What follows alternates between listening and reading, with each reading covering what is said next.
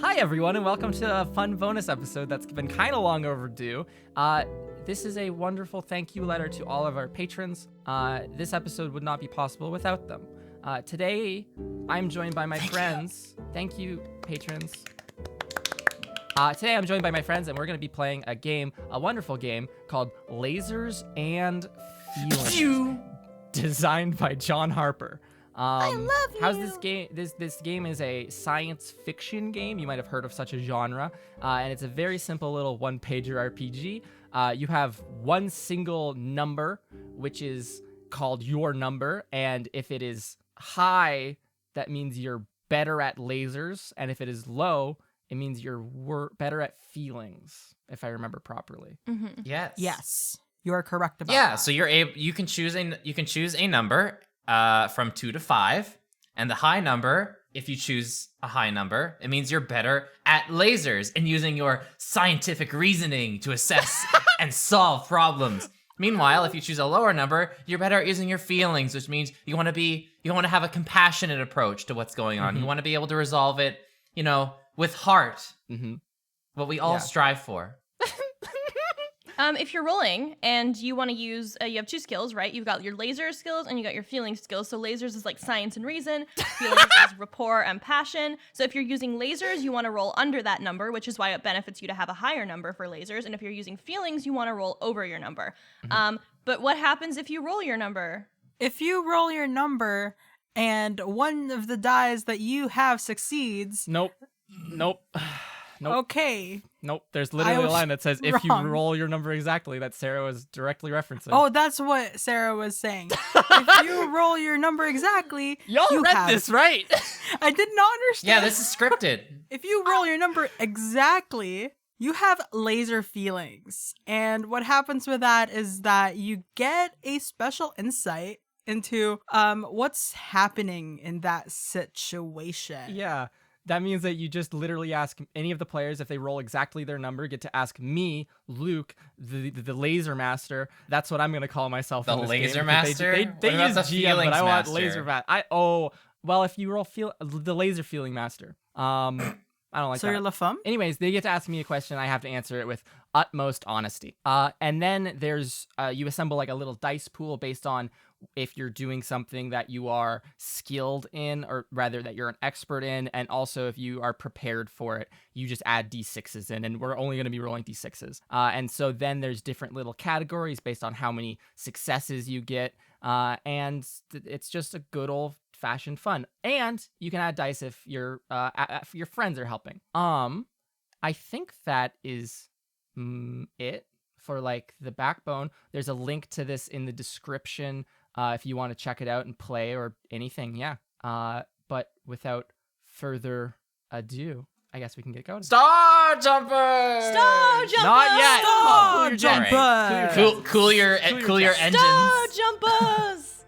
Wormrot Cluster, a hub of intergalactic expansion and commingling alien races, home to none other than the ever-looming military might of the Consortium. The cluster careens towards complete anarchy as greedy corporations clash over shared corporate interests, resources, and relationships with inner rim colonies, all while the Consortium continues its subjugation of outer rim worlds. How will our crew of intrepid outer rim drifters, with their heroic Captain Darcy, navigate this terrifying cluster-wide greed? Welcome to Starjumpers! Starjumpers!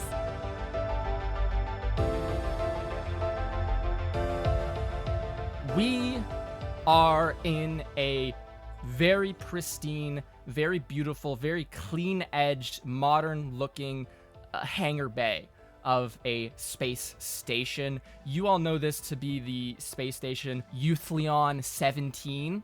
We see 4 figures dashing towards a flat-ish ship that has the hint of looking almost like the face of a cat sitting there, disc-like almost, with its storage bay door down so that there's a ramp leading up into it. We see these 4 figures running or just somehow traversing quickly with some haste towards this ship. This is you all, our wonderful crew, you have 2 pieces of cargo in tow. One of them is the unconscious body of your captain, Captain Darcy, who is a human woman. She is currently incapacitated and covered in purple smoke after she touched a small relic during your mission here. The other piece of cargo that you have is a very large bin of droids that you are picking up for a client. Ooh. Okay. Stamped on the side is a large CI, Contamination Incorporated. Ooh. And you can hear the shuffling and shaking of droids inside as you chase and run. Or as you run and are chased, blaster fire or laser fire, laser beams shoot behind you and shoot into like the walls next to you, hitting some of the adjacent ships here in the hangar, and some of them colliding strongly with your ship itself. Tell me how, as guards from this station chase you, as you've just stolen some of their cleaning droids. Please tell me how you all get aboard this ship. Make this a fun little narrative moment for me. How do you get aboard this ship? Introduce or like describe your characters for everyone so that they can have a little visual picture of them, and just tell me how you get away from this station and safe and sound. I think that as I'm like running, I'm like reaching into my pockets. So basically, like I look on the face like a very generic, like boring man, kind of medium height, like this sort of combed over light brown hair. But when you look closer, it's like plastic hair. Like, you know how like really cheap dolls have like the plastic style. Like this, I look. Like I'm like I am an android, and so I'm wearing like this denim-y jacket with a bunch of like deep pockets, and I like reach into one of them, and I think that I pull out this like some kind of mineral of some sort that has like this very like low melting point, and so I just like chuck it, and I think that it like lands on the like the floor and like sort of makes it slippery behind me as I run. Okay. To like stop up the people chasing me. Make a lasers check. Okay. That's a 2. That is a success. Okay. Because my number is a 4. Perfect. So as you all sprint through this hangar bay, what's your character's name? Well, my name is the Artificially Intelligent Database for Expense Nourishment, but you can just call me Aiden. Okay. Perfect. Aiden All pulls caps. out Aiden pulls out this small little mineral, throwing it carefully and precisely over his shoulder. It lands on the ground, and it makes this smooth, slidey area. You see 6 or 7 guards fully decked out in just like this standard issue station uniforms with like these bright and blazoned Youthleon 17 stamped on the chest in some gaudy red font. They come out preparing to level their laser guns at you, and just all slip and pile up in the corner as they just like wipe out, come in with way too much momentum. It's a beautiful, beautiful thing. You all manage to get aboard the ship, no problem. A couple more lasers come and blast into it. What are the rest of you doing? Who has Darcy, and who's pushing this cart of droids? I am pushing the droids. Okay. And so I'm like a white droid with skates for feet. So like think of wheels for the feet, and I have a bow on my hair that is like bright pink, and I'm yelling, "Please stop, please stop." And I'm going to I'm bent down, so like pushing the cart pushing up this big, just to like get there super Yeah. fast, getting all that momentum, and absolutely. maybe like moving my body around to prevent them being able to shoot me. Okay, since you yell out, "Please stop, please make a feelings check." I rolled a 4 and my number is 3, so that's a success. Okay, perfect. As you you barely manage it. So see here, there's a very important thing, which is that there is actual dice fitting. It's not just succeed or fail. So okay. If one dice succeeds, you barely manage it, the GM inflicts a complication, harm, or cost. As you yell out, "Please stop, one of these guards who just stands up from the pile hears this and goes, Shouldn't we stop firing at them? They seem pretty innocent to us. and then another guard walking over, they have a stripe on their shoulder indicating that they are like the superior officer here, goes, shut up, idiot, they're trespassing and thieves. We should kill them. You need to go down to the communications or just radio someone and get them to prepare the orbital guns, shoot them out of the air as soon as they take off. So these guards won't be firing on you as you prepare to leave, but the orbital guns will be firing up. So if you dilly-dally too much, you will be blown out of the air. That's a success, right? There's a complication, though. So as you pile in, no more risk of bodily harm, but this is looming. So the little storage bay kind of extendo door ramp goes chunk and makes a very satisfying closing noise. How do you get the heck out of here? What are you doing with your captain? Okay, Tell me. So we do a physical description of our characters first. Yeah, and then... give me like a cool physical description and narrate how your character deals with this.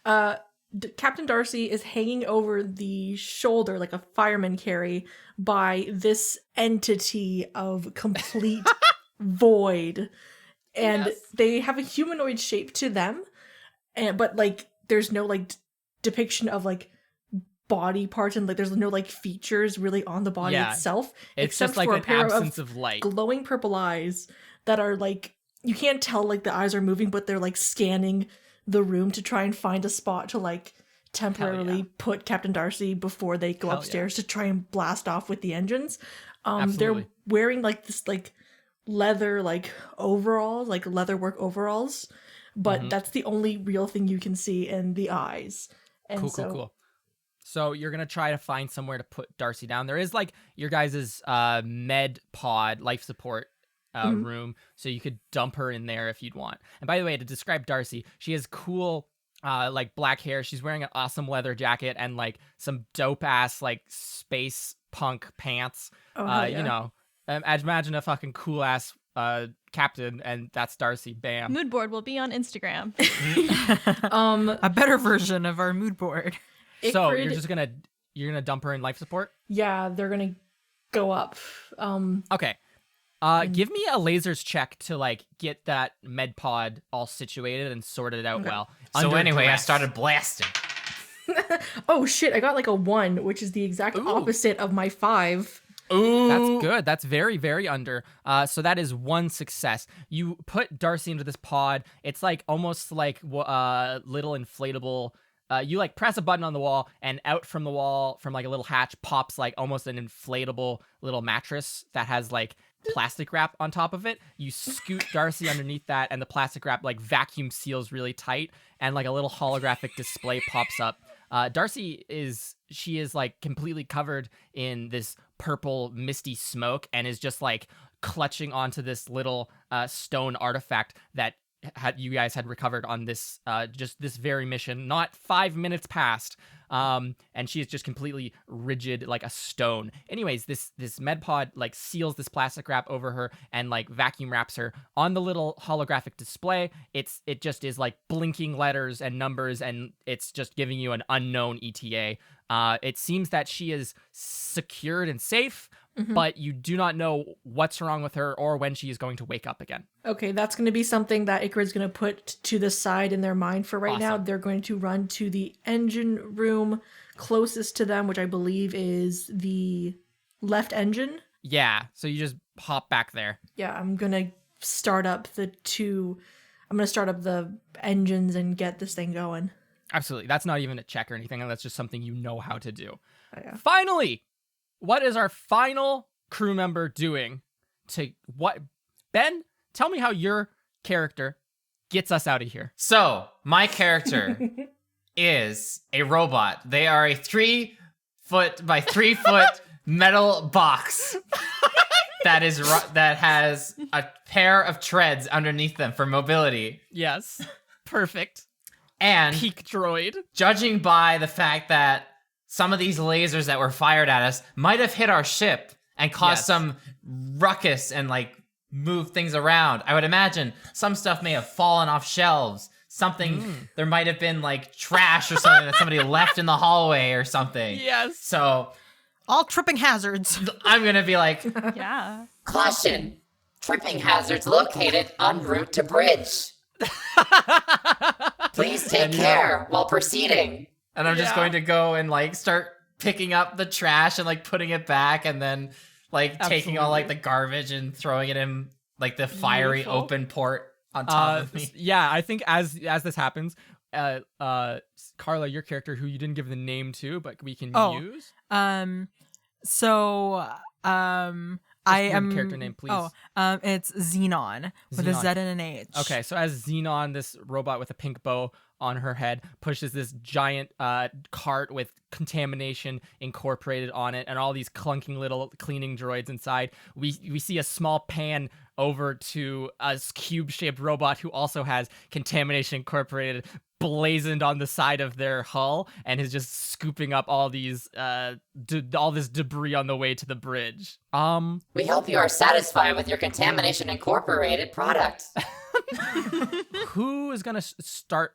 Who's gonna actually go into the bridge and start this fucking ship, though? Because you are all just sitting here, and the longer you sit here, the more time that orbital cannon has to come online. I am scooping the trash on the route to the bridge. Okay. So I am making a clear path towards the Okay. bridge. All right. Anyone making their way to the bridge now can add an extra die to whatever piloting check they will make because you've been prepared. The path is cleared. Yes, but so I'm going to like shove the cart that I'm pushing, Yep. and as soon as like I feel like it's secure enough on the ship, I'm going to quickly close the hand that brings us down, like the, what do you call that? The lift. Like the ramp? The ramp? The ramp, Yeah. the hatch was already lift? closed as soon as you guys ran in here. Oh, okay. It closed behind you. Like a garage door beeper. Yeah, like a good. Yes. We gotta get out of here. Darcy is really the pilot here. Do you have any expertise? I just know that we need to turn on the ship. And I'm going to run to the bridge. And I'm going to be like, so many buttons. What do I press? Oh God. Oh no. Give you a lasers check. Is there like any like specific words on the? There's a set of really cool looking keys that have like really cool like old hotel, like you know those old like motel plastic keychains. Oh hell Okay. yeah. It has like one of those on it. It has like probably 8 or 9 of them on there. They just look like little tchotchke collection things. But yeah, the ship keys are in the ignition. And then there's like a small button that has like a hand printed label on it that just says jump. Oh no. And of course, there's like 1,000 other levers and dials and buttons and stuff. You don't know what those ones do though. Darcy does pilot the ship. So what do you do, Xenon? I would argue that I am a spectator in this ship, and I have seen Captain Darcy like start up the ship, and like I would be watching her from the side and like looking at the buttons as she presses. I just thought it was super cool. It felt very cinematic to me. So I've Yes. always wanted to watch and be able to do it. So I'm going to press a button. Okay. And at this point, I just want to also be clear. All of you have either all the cargo is fastened away, all the debris has been cleaned up, engines are online, everything seems operational. So all of you can like crowd into the bridge for this moment, okay? Just everyone is here in this bridge, all these droids, and then one just void of light wearing some cool leather overalls. They've also and- put down their welding mask. Okay. So, in that case, Xenon, give me a lasers check with an extra die because you're prepared, but you're not an expert because you don't pilot the ship. No one pilots the ship. Reminder, ensure all loose baggage is safely secured. And are any of the rest of you helping at all? Did you say that you wanted it lasers? Lasers, please, yes. And are Okay, the rest of you helping at all? Ikrid goes over to one of the newer panels that they've set up, and it's a shield section. Okay. It's not a great shield, like it was made from scraps, but it is a little bit of a help. So they press the main button there, and just get some shields put up around the main areas of the I'll ship. also say that since your ship is nimble, you can add an extra die. So now you're rolling 4d6. Sarah, or sorry, Aiden, did you want to help in any way? Yeah, I think that what I would be doing is I would just kind of like have my hands sort of pressed up against the window wall, like looking down at like the people back, and I would be kind of like murmuring numbers to myself of like, okay, they're slipping. That's going to give us about a 25% increase in speed. Okay, Yeah. you need to get this done in like the next 8 seconds in order to maintain that. Like, Perfect. Okay. I'm like advising. Okay. You're giving softly. like this is the most likely outcome. Please direct all attention to Exactly. this. So yeah, roll your 5d6 and tell me how many successes you get for lasers. Okay, Xenon? 5d6s? Yeah. Oh, Yeah. I'm rolling it. Yeah, you roll. Yes, that's how this game works. Wait, we have to do our own Okay. dice rolls? That's not what I've learned in community. Okay. I got 2 1s. Tell me two- how many successes you get. Oh. I literally cannot do the math of how many numbers you 4 got. out of 5. Just tell me. So you got, okay, so you three dice succeeded. You get a critical success. The GM tells you some extra effect you get. So you turn the keys. We see from the point of view of these guards, all like so many of them are coming around this corner, and like they're hustling as fast as they can in this like bulky armor they're wearing, and they all just keep slipping and falling into like this large pile, and like it's just like at this point it's just like almost filling the hallway, and then so there's still this commander guard that goes, Are the orbital cannons online? Are the orbital cannons online? and then you hear from the other, like we just hear from the other end, just static, as all of the guards have tried to run over here and slipped on this little slippy spot so badly. We see the engines blast up out of the back of the ship. We see it very not steadily rotate in place so that you're pointed the other direction, ready to go out. And then we just see it take the hell off way faster than any experienced pilot would ever be leaving a hangar bay, and just immediately jump like as soon as you're like 6 feet away from the station, you just immediately enter into like a star jump, right? And are just blasting through. Star jumped. All right, guys, that was a lot of fun. Thank you for listening to this episode of Trials Trebuchets. Oh, that's what the warp drive is called. It's called a star jump. It's called a star. Yeah, it's star I jump. just realized. And so you guys have safely made it away from Uthlion 17. Yes. Yes. Yes. With your cargo in tow. What? Evaluation success. Oh, we also get one shot of one of those guards in Uthlion as you guys leave, and like the little dink, like little starburst effect of like where you guys ripped through space and time, like blinks out of existence, and one of the guards takes off their helmet and goes, "I can't believe all that just to steal some recycling droids." And so what are you guys up to on the ship now? What's happening? Ikrid, did you manage to get a look at Darcy? Is she going to be okay? From what I can see, Darcy seems to be stable. The machines in there say that their stability right now. As you guys say this, you hear from the other room in life support, the life support machine goes, Stability uncertain. Stability uncertain. Oh. Ikrid's gonna make their way into the medical. okay, you still see this little holographic display. It's like, you know, like a little, like your odometer on your car where it says like, this is how many miles you've driven or kilometers you've driven. It's like yeah. similar to that, and it's just like spinning, like the numbers are just spinning, and every so often there's just a letter that pops in there for some reason for like the ETA on her recovery. Jesus Christ. It's like downloading something. It appears the captain is experiencing an unknown affliction. Always be careful in experiencing Or not experiencing. in exploring areas with high levels of debris and trash.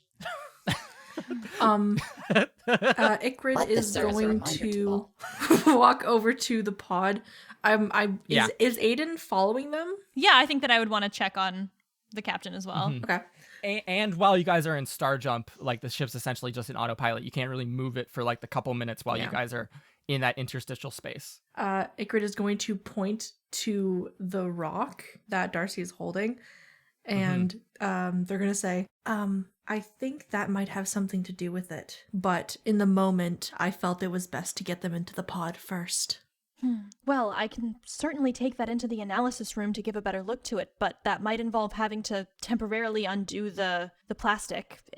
You know about this better than I do. I mean, I can certainly calculate it if you give me more information, but should I? At this moment, I believe the rock is hurting Darcy more than it is helping her in this situation. Blaine, stop hurting Darcy. Icrid is going to go over to the release of the med pod, and Absolutely. they're going to look over to Aiden to like wait until Aiden is next to the pod to get ready to take the rock. Absolutely. And then Yeah, it's like this. It's just a single big red button that says undo. there's an and undo so- and redo button. Oh my There gosh. it is, yes. and so you can press that as soon as Aiden's like ready to grab this artifact, like pronto. And we can have a quick flashback to you guys sprinting through this station after having just nicked these fucking like this cargo. And then there's like a moment where all 4 of you are in front of Darcy, like, oh my God, where's the ship? Where are we going? And Darcy goes, oh my God, what's that? And like pulls something out of the trash and then just collapses over with a puff of smoke around her. Human bodies are so fragile. And now we're back here in the med bay. The plastic like unseals and like air gets in for a second, and you hear the little hollow screen go. And Aiden can very quickly Just snatch grab it. this. Yeah. Just snatch it. You also, while the med pod is unsealed, there's a little, essentially like, you know those like slap bands, like the slap bracelets. Yeah. Do you know what I'm talking about? Yeah. It looks like one of those that's on Darcy's wrist, and it's like her little holocom or satcom, satellite communicator, and it's just you see one little unread message, bleep bleep bleep bleep bleep bleep bleep bleep. But you can seal her back in as the fucking medical machine just keeps screaming and going. Critical state, critical state. Ah! Critical state, critical state. I hate this thing. I have to fix that setting and then closes it up again. Okay, perfect. So Aiden, you have this small thing. It's probably like 2 inches in diameter and like an inch or so thick. It's just like a little, like it looks like a puck, right? And it has like these purple runes engraved on it. You're non-synthetic, or you're like synthetic life, so it doesn't affect you. Yeah, I'm made of silicon. Yeah, perfect. Like once the thing is resealed, Icrid's gonna come over to you and gonna look down at the rock and just be like, bring their hand up very slowly and like kind of, because they really want to poke it. They really Yeah. want to see what this thing is. As your hand approaches it, this like purple mist starts to like pour out of it like a smoke machine. I'm gonna Yeah. like yank it back and be like, Icrid, you are organic life. This harmed organic life. This is statistically very unlikely to be good for you. I'll take a look at it. I'll give you more information after. Okay, I like they're gonna look at the pod. Like, does it Yeah. look like it's in a better situation now than it was before? The pod has like just 3 question marks for like the ETA of recovery, and says diagnosis unknown, but it's not screaming or like spinning numbers anymore. Okay. Darcy I'm is gonna also go still to- like stiff as stone and covered in this purple mist, even after you've taken the relic out of her hands. Okay. Icrid is gonna look over to Aiden and said, you take a look at that. I'm going to check on the engines. Of course. Best of luck. Icrid heads back to the engine room, and Aiden, are you gonna go back down into like the lab in the storage bay? Yes. Perfect. Meanwhile, what are you, Xenon, and can I say your name, Ben? I am the Contamination Incorporated Debris Disposal Droid, otherwise known as SID, with 3 Ds. Okay. What are you, Xenon, and Sid doing? Well, you have a couple of minutes. Well, or I guess just to fill everyone in so that you can inform your decisions. You have like 4, probably 3-ish minutes left in Starjump before you arrive at like the pre-programmed destination that Darcy like set up before you guys went in, and that's where you're dropping off these Contamination Incorporated droids for just a client, right, and getting paid. So what do you do in like the 4 minutes you have of like free downtime? I'm going to scrub the floors. Okay, with like a mop or just like a broom? So from the front, like a little compartment opens up, and like 2 Yeah. thin, like little robotic hands come out. One of them's holding like a Yes. squirt bottle, and the other's holding a cloth. And it's just like, Adorable. I also love the idea of this robot holding a jug of water inside of it at all times. And like just the possibility of failure there is so high. Xenon, what are you up to? We have a problem major. I don't think I remember who we're going to give this to. And I'm going to like move the cart, looking at Sid, and I'm going to be like, do you know who we're going to give this to? You can make me a feelings check to see if you actually give a shit and pay attention to your captain. Request acknowledged. Searching databanks. I'll roll, I guess. Okay. So it's feelings? Yeah, and add a die because you're a robot and you do have a databank. So you can just look at voice logs and stuff. 3 robots just recording every conversation on the ship. So my number's a 4. Okay. I rolled a failure, but I also rolled my number. Oh, so you got laser feelings. I have laser feelings. Hell yeah. So you get to ask me a question I have to answer honestly. That also counts as a success. Okay. So I guess my question would be is, who exactly is our client? Okay, your client is a group of similar drifters, like obviously Outer Rim drifters, that's who you're going to sell these to, but it's a group of this like weasel race people named the Ventel, and you know them specifically, Sid, you know them specifically because they like worship junk, and they like love junk robots and like recycling robots and cleaning robots, like to the point where they will spend way too many credits buying these old junky robots. So it was the Ventel? Yeah, the Ventel, and they're like these huge weasel race. Information acquired. We are to deliver these droids to our clientele. Oh, you would also A band of Ventel. since you got a success, Sid, you would know that these specific Contamination Incorporated droids are kind of like your model that replaced you, because they're the Contamination Incorporated Responsible Recycling Rec Droid.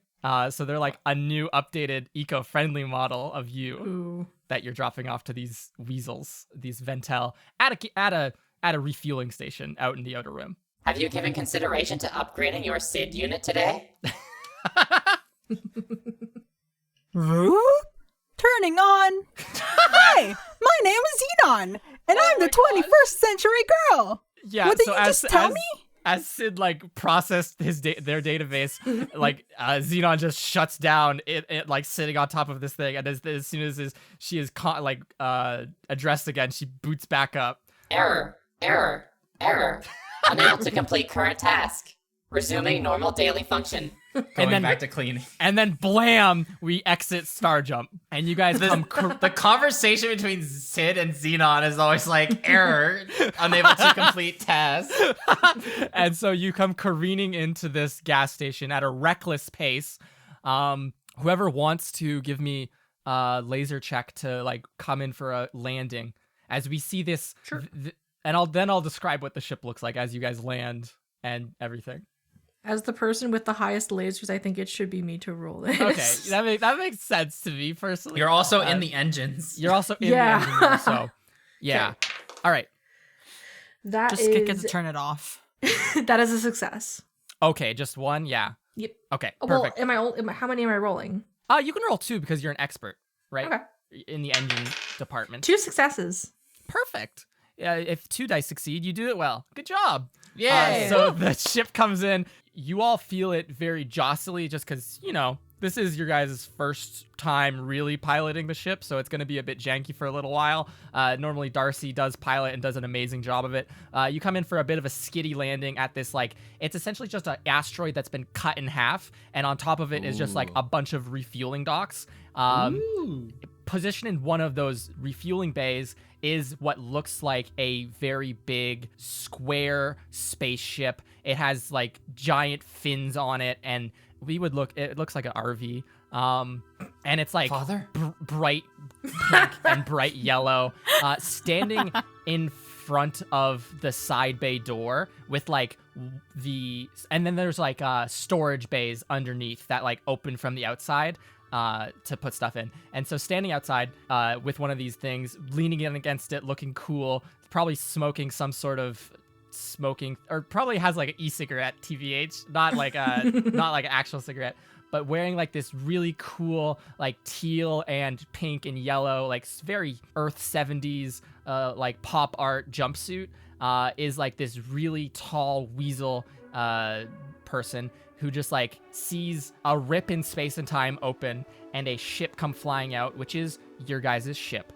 It is a flat ship, almost from the side, it's very flat. There is a single gun on the top, and the front of the ship is like very sleek and aerodynamic looking, and has just these old glass-ish windows. They're not like a reinforced or fancy technology. They're just kind of like a pressurized glass it can stand up to the test.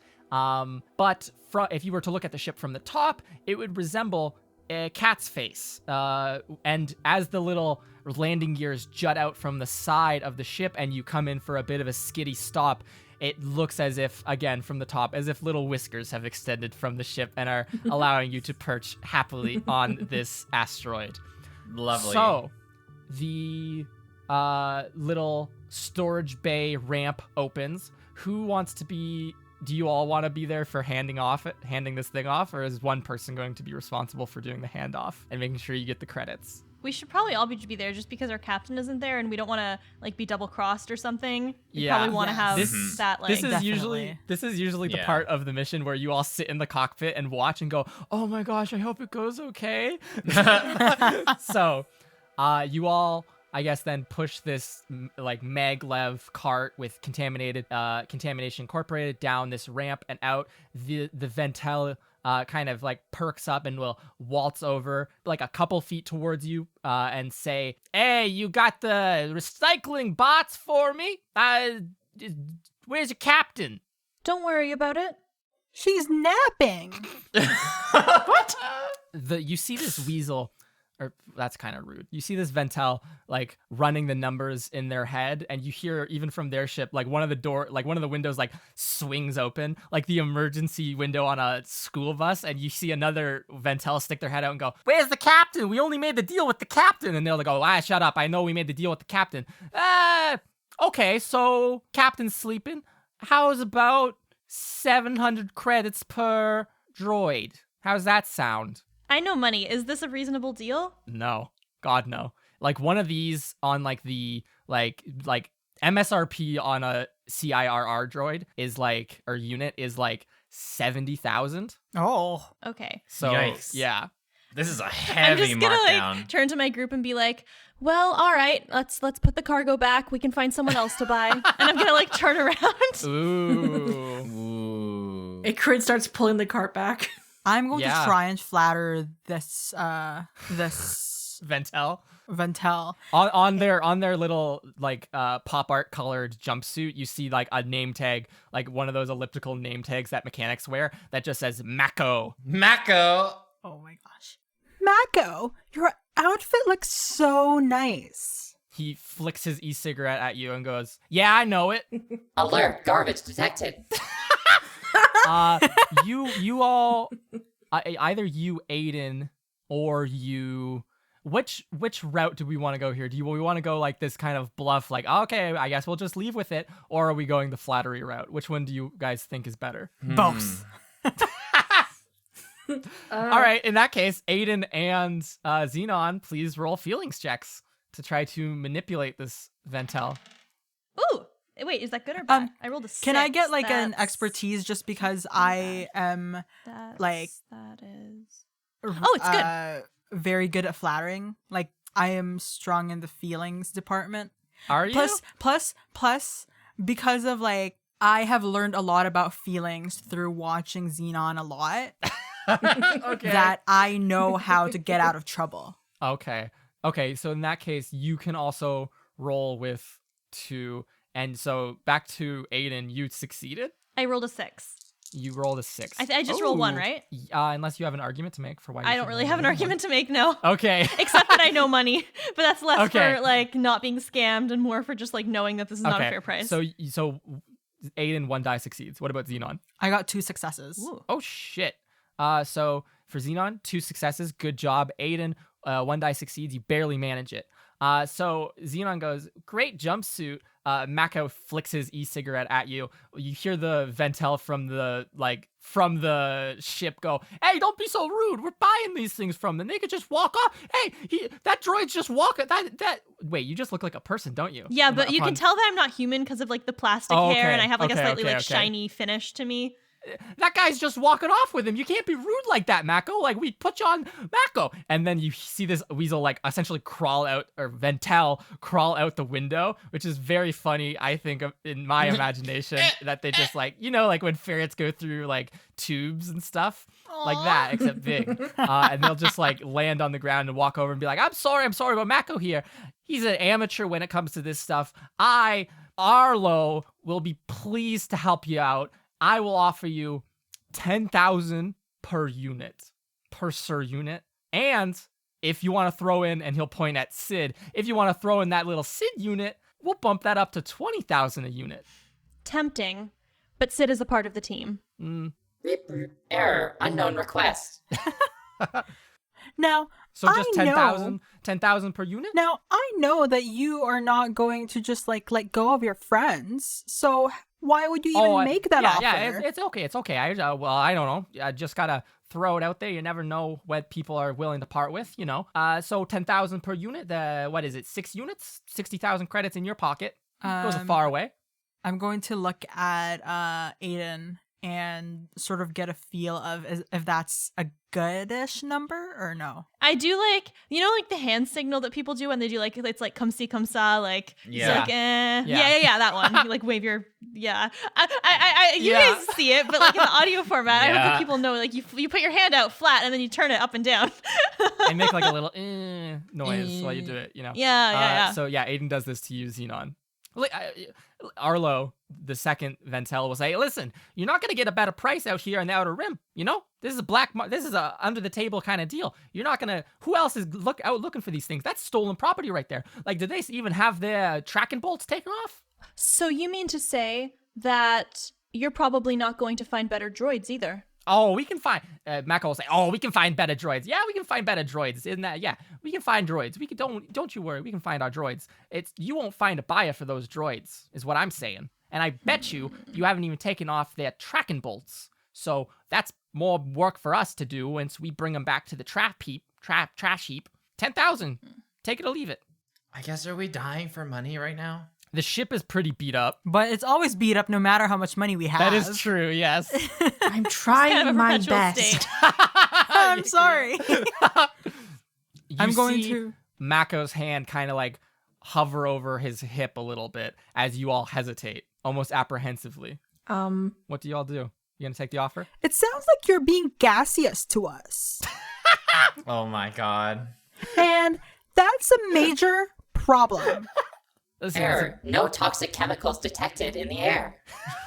I think right now Ikrid's main thing is getting us out, like finish the deal and then try and figure out what happened to our captain. Yeah. So they're going to look to Aiden and say, the sooner we finish this, the sooner we can get back to our regular everyday. You do make a good point.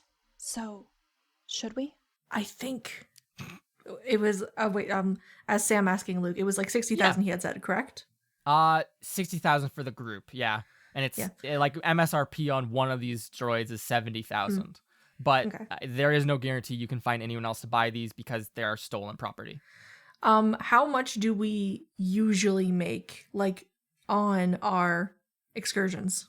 60,000 is enough to like buy fuel for a week. Well, So it's not much. Like, I think Darcy probably each job, like you guys probably take like a couple jobs, like 2 jobs a week or something. And so like each job would probably make around 100,000 credits, right? Which is enough for operating costs and like. this is a low day. Yeah. Yeah. Okay, so Ikrid is gonna say, if anything, I can sell some of my most recent fixes when we land in a main market. Well, all right then. This is not a typical day. It really So isn't. we have a deal? Arlo sticks his big fuzzy paw out. I'm going to like move my hand towards like Arlo's collar. Okay. And be like, What? He's like a like- 7 foot tall weasel beast. yeah, like sort of fix his collar Okay. and sort of be like, are you sure that you can't make it 15,000, Major? Listen, Mako will say, listen, the best we can do is 10,000. Lay off the uniforms. Ikrid is, because Ikrid can kind of see that this is starting to get away from Yeah. them. Ikrid, So you they're can going. very clearly see Mako is like reaching for a laser gun on his hip. Right. Ikrid is going to step forward and rest their hand on Xenon's shoulder. Yes. And they're going to look to the two and they're going to say, 10,000 for the units is perfectly fine. We're It's sorry. a great deal then. And Arlo will take from his front little pocket 6 little credit chits and drop them out for you guys to catch. Okay. Perfect. And they will take the maglev cargo. They'll put it in their RV ship and they will immediately, they will take off very junkily. You hear screaming coming from inside of the ship as everyone gets in. And they almost like, so when they were talking to you, these Ventel were like standing upright, like 7 feet tall. But as they enter their ship, it's almost like they lean down and are like regular Like a clown weasel. car. Yeah, and it almost you can see the Amazing. motion of what looks like 18 or 19 Ventel in that fucking Holy ship. shit. Oh my It's gosh. not a big ship. And then it will get up and very jankily make its way out. It is not a fast moving ship by any means. So you all have 60,000 credits. Ikrid's going to collect them from the ground. Money. Yes, And, like, you do. Put them in like one of the little pouch, in like the front pouch of their leather, Awesome. of their leather like suit. Yeah, they look like poker chips. Cool. They're like silver covered. Okay. So what's the play now, folks? We totally could have gotten 15,000 major, but sort of whinging, not like getting Yeah. mad at them, like sort of like, like so hard. Well, this is a 40% decrease in our typical job performance. We might have to pick up an extra job sometime this week to make up the slack. Reaper, thank That you is for so- using your Contamination Incorporated droid. Sid is over in like the corner of the parking lot, sweeping up space dust. Has your product satisfied you today? Please leave a review on our website. They're doing it again. That is so out of orbit. Maybe we should have made up that extra money. So, what is the plan? Do you guys want to somehow, do you want to go and find another job? Do you want to search for a solution for Captain Darcy? What's going on? You guys tell me how we're going forward here. I know this is a one shot and everything, but I just want to know what the path is. What strategy would you all, this crew who doesn't really have to do the job searching, how do you find this job? I'd say Captain Darcy's life is like, the medbay was like screeching at us that it's like not good. Oh, that was when you like opened the med pod again to like get the little runestone. Okay. Right now it's So like Stable. Stable, okay. Stable. But I stable. feel It says like that at they max might not volume. be stable for much longer.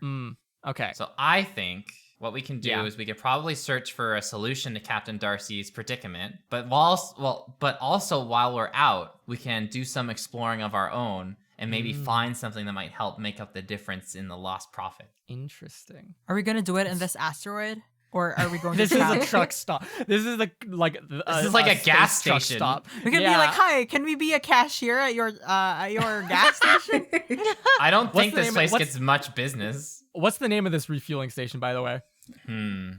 Easy Jump Express. Easy It's Jump Easy Jump Express. Express. But like easy is like Yeah, E and Z. This is the express version. Easy Jump is just is like Sloths. Yeah. the Sloths larger are the regular. cashiers. So yeah, the reason you Yeah, guys this is like the shitty like discount. the Easy reason Jump. you guys chose the express, or why the express was the meetup point, is because these are just a completely automated, no surveillance fueling station. So like, if you had gotten in a shootout, no one would have known. No one knows what's happening. We could here. These are also just, like I don't know, take more fuel than we need. you could. That's true. You could try to do that. Yeah. Do you guys want to fuel the ship up? Oh my 'Cause, god, Ikrid yes. could 100% like give him a wrench and they'll have fun. So whoever wants to fuel up, give me a laser check with 2 dice. Ikrid will Because do this. you have time to just prepare because no one else is around. Can here. I also get like a bin from inside the ship and maybe fill it a little bit with gas for extras? like a Tupperware full of space fuel? What's the word for it? A basin or something. A barrel, Yeah, A you can get like barrel. a barrel. bowl.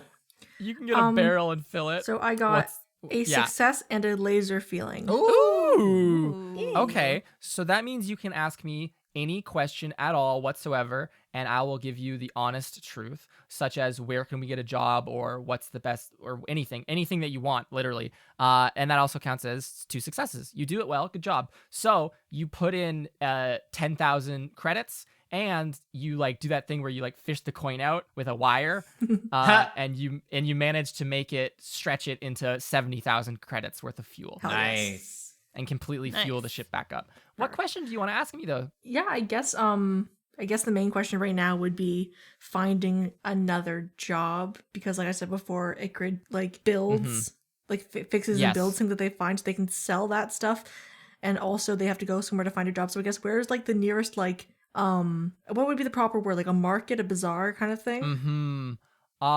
You guys are in the outer rim, so there isn't really any that you are strongly welcome at, unless you wanted to go to like a criminal planet, which I don't think is your speed either. I think you're somewhere between criminal and above board, right? But you guys make that decision. So there's a crime planet you could go to called like Crime. Oh, there's a crime planet called Exceptional nearby. That is like just a city planet of like, it is just the scummiest place in the cluster. Slightly better than that, a place that you have actually gone before and like would probably feel a bit more comfortable, is there's a kind of like drifter haven out here in the outer rim called Nebula Safeway's Beef Emporium. Fun. Nebula Safeway's Beef Emporium. Incredible. Oh, shit. I want to go there. And so the proprietor of the Beef Emporium, Nebula Safeway, is like an old friend of Darcy's and is like a steady source of jobs and info. Okay. Or you could check job boards straight up. You guys have access to like the HoloNet. Okay, so while Icrid is fishing out the coin the third time, like they've been thinking about like what the nearest places are. They who's the nearest person to Icrid right now? I always imagine all of you all together. Okay. So they bring up the 3 different options. Yeah. And I think they would say like, in all honesty, I would prefer to go to the, oh my god, I suddenly forgot the name already. Like the meat Nebula Safeway's Beef Emporium. Okay, for some reason when I was trying to remember, I was like, beef. That doesn't sound right at all. Why would it be a beef emporium? But they're gonna say like, I would prefer the Beef Emporium as they have seen my work before and may be more likely to buy from me. Can you repeat the name of the Nebula's Beef the friend? Emporium? Nebula Safeway? Yeah, like the friend, like Captain Darcy's Beef friend. Emporium. Nebula Safeway. Oh, Beef The Emporium. proprietor of Nebula Safeway. Nebula Safeway. Nebula Safeway is the owner, operator, and like biggest advertiser for Nebula Safeway's Beef Emporium. Oh yeah, I would be so excited to go see Uncle Nebula Safeway. Well, Nebula Safeway is, acquaintances with Darcy. I have a feeling that if any of these other people had the idea that Darcy wasn't with us, they might be interested in trying to scam or lowball us. Visiting someone who is friends with Darcy is certainly the safest and most logical option. I approve. Diagnosis, ample opportunities for cleanliness available. Okay, so Okay. Icrid's gonna fish it back in the last time, and I'm guessing there's like a tone to be like, your gas is completely filled, your fuel is completely filled. Yeah, a little voice, like a little speaker on the actual fueling pump goes like, Gas! Space gas! Space gas. Space gas completely. Space gas is knockoff version of like the crystalline or the liquid crystal gasoline that you guys are supposed to be fueling the ship up. But after all, this is Easy Jump Express. They do not have the good stuff. So I guess now that they made a decision, Icrid's also going to check on the landing pads to make sure the drop didn't like injure any of them too badly. Since you rolled really good to like get out of there and to land, there's not damage or anything. It was just kind of like rough. Like if you did that for a couple of months, it would probably be a fucking killer, but just one is fine. Okay. And y'all can crowd back into the ship and set.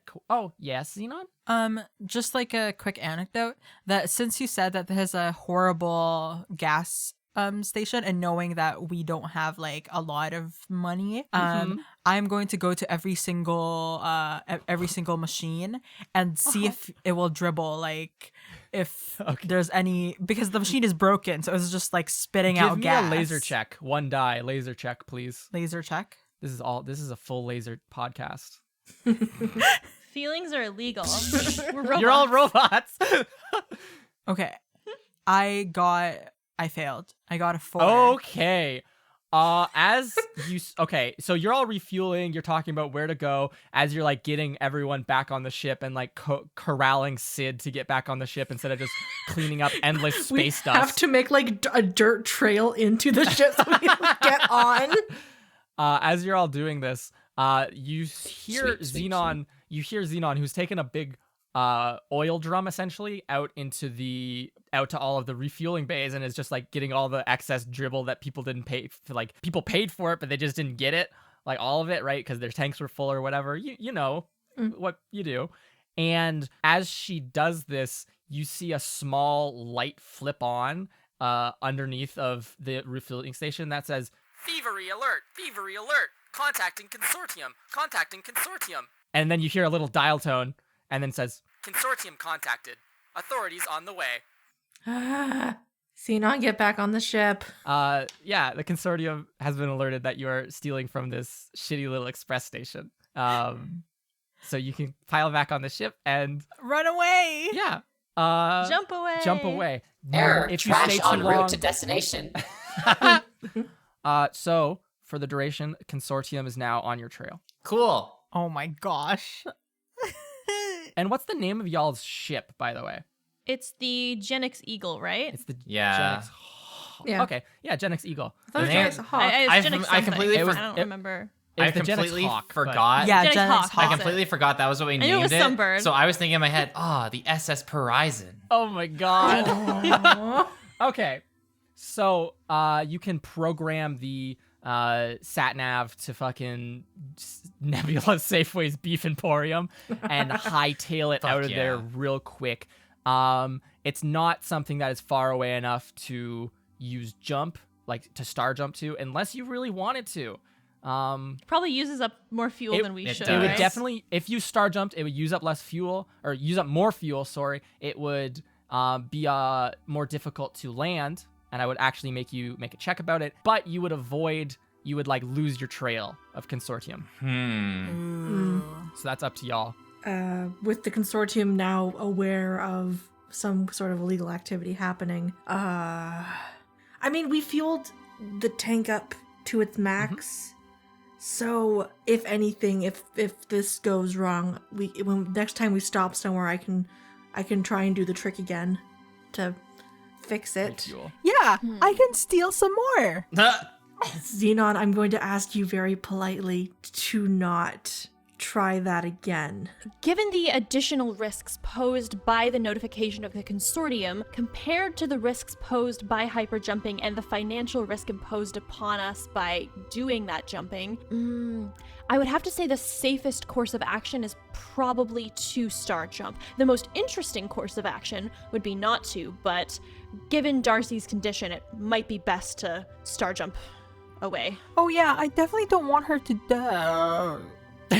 Powering down. Okay, you guys, I was about to say, Error you guys detected star in jump. crewmate I'm Xenon. going to get Xenon to her charging bay. Hi, Okay. my name is Xenon, and I'm the 500,000 century girl. Yeah. Okay. So this is the scene. You guys are walking in. Xenon powers down in the like loading bay, and so Icarid carries her upstairs, plugs her into the outlet in the freaking bridge as as Aiden, I presume, fires the ship I can up. take it. Okay. Give us that. Literally, you're not prepared. You're not an expert. So roll one die to star jump straight to Beef Emporium. Beef. That's a beef, 2. That's beef, good. That's a beef. success. One success. Beef, You barely beef, manage it. beef, The GM inflicts a complication, harm, or cost. Yeah. Okay, you star jump, and the sat nav is very good at like getting that all sorted. It is a 3-second star jump, so incredibly quick. And you come in and are immediately very, very, very, very close to the Beef Emporium.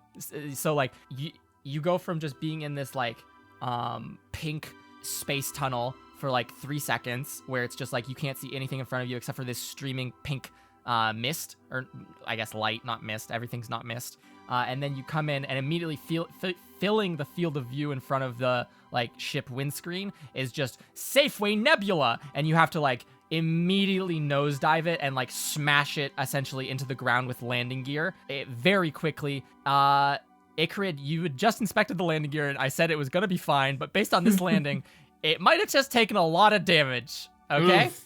Oh no, we lost a and- whisker. At least we're in a familiar location, so that's something that they can take care of, yeah. Exactly, but the consortium is off the trail.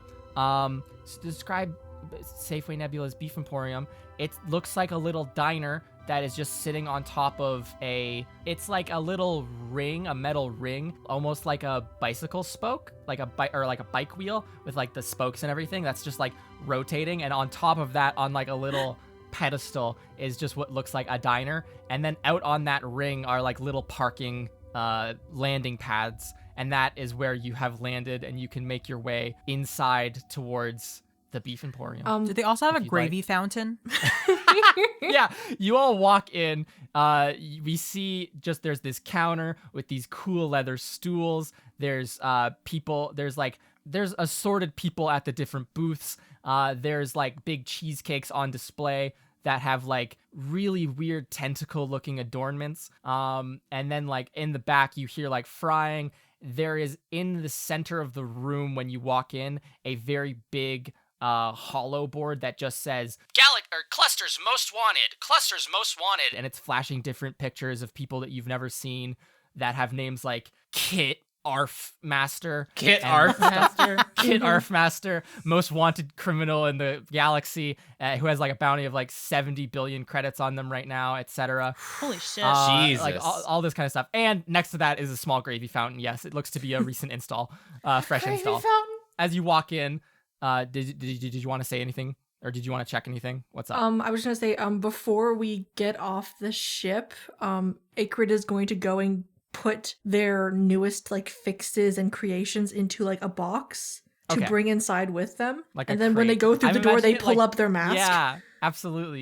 You pull in. There's like a small, you know those diners where you can like there's like a little counter to like buy the desserts that they make there, or Yeah. like fresh bread. Do you know that kind of style, right?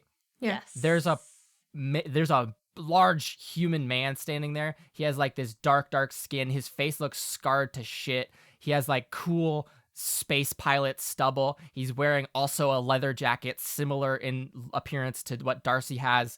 You recognize this as none other than Nebula Safeway. And he will say, well, welcome to the Beef Emporium.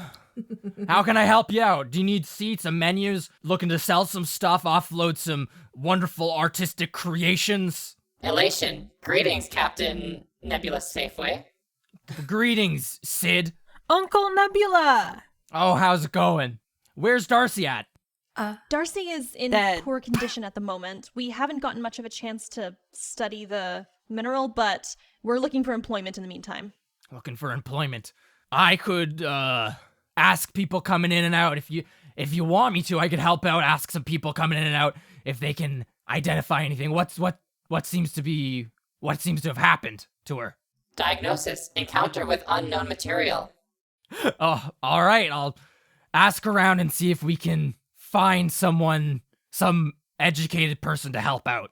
In the meantime, do you guys want a booth, some oil to loosen the joints? Icarid wants some food.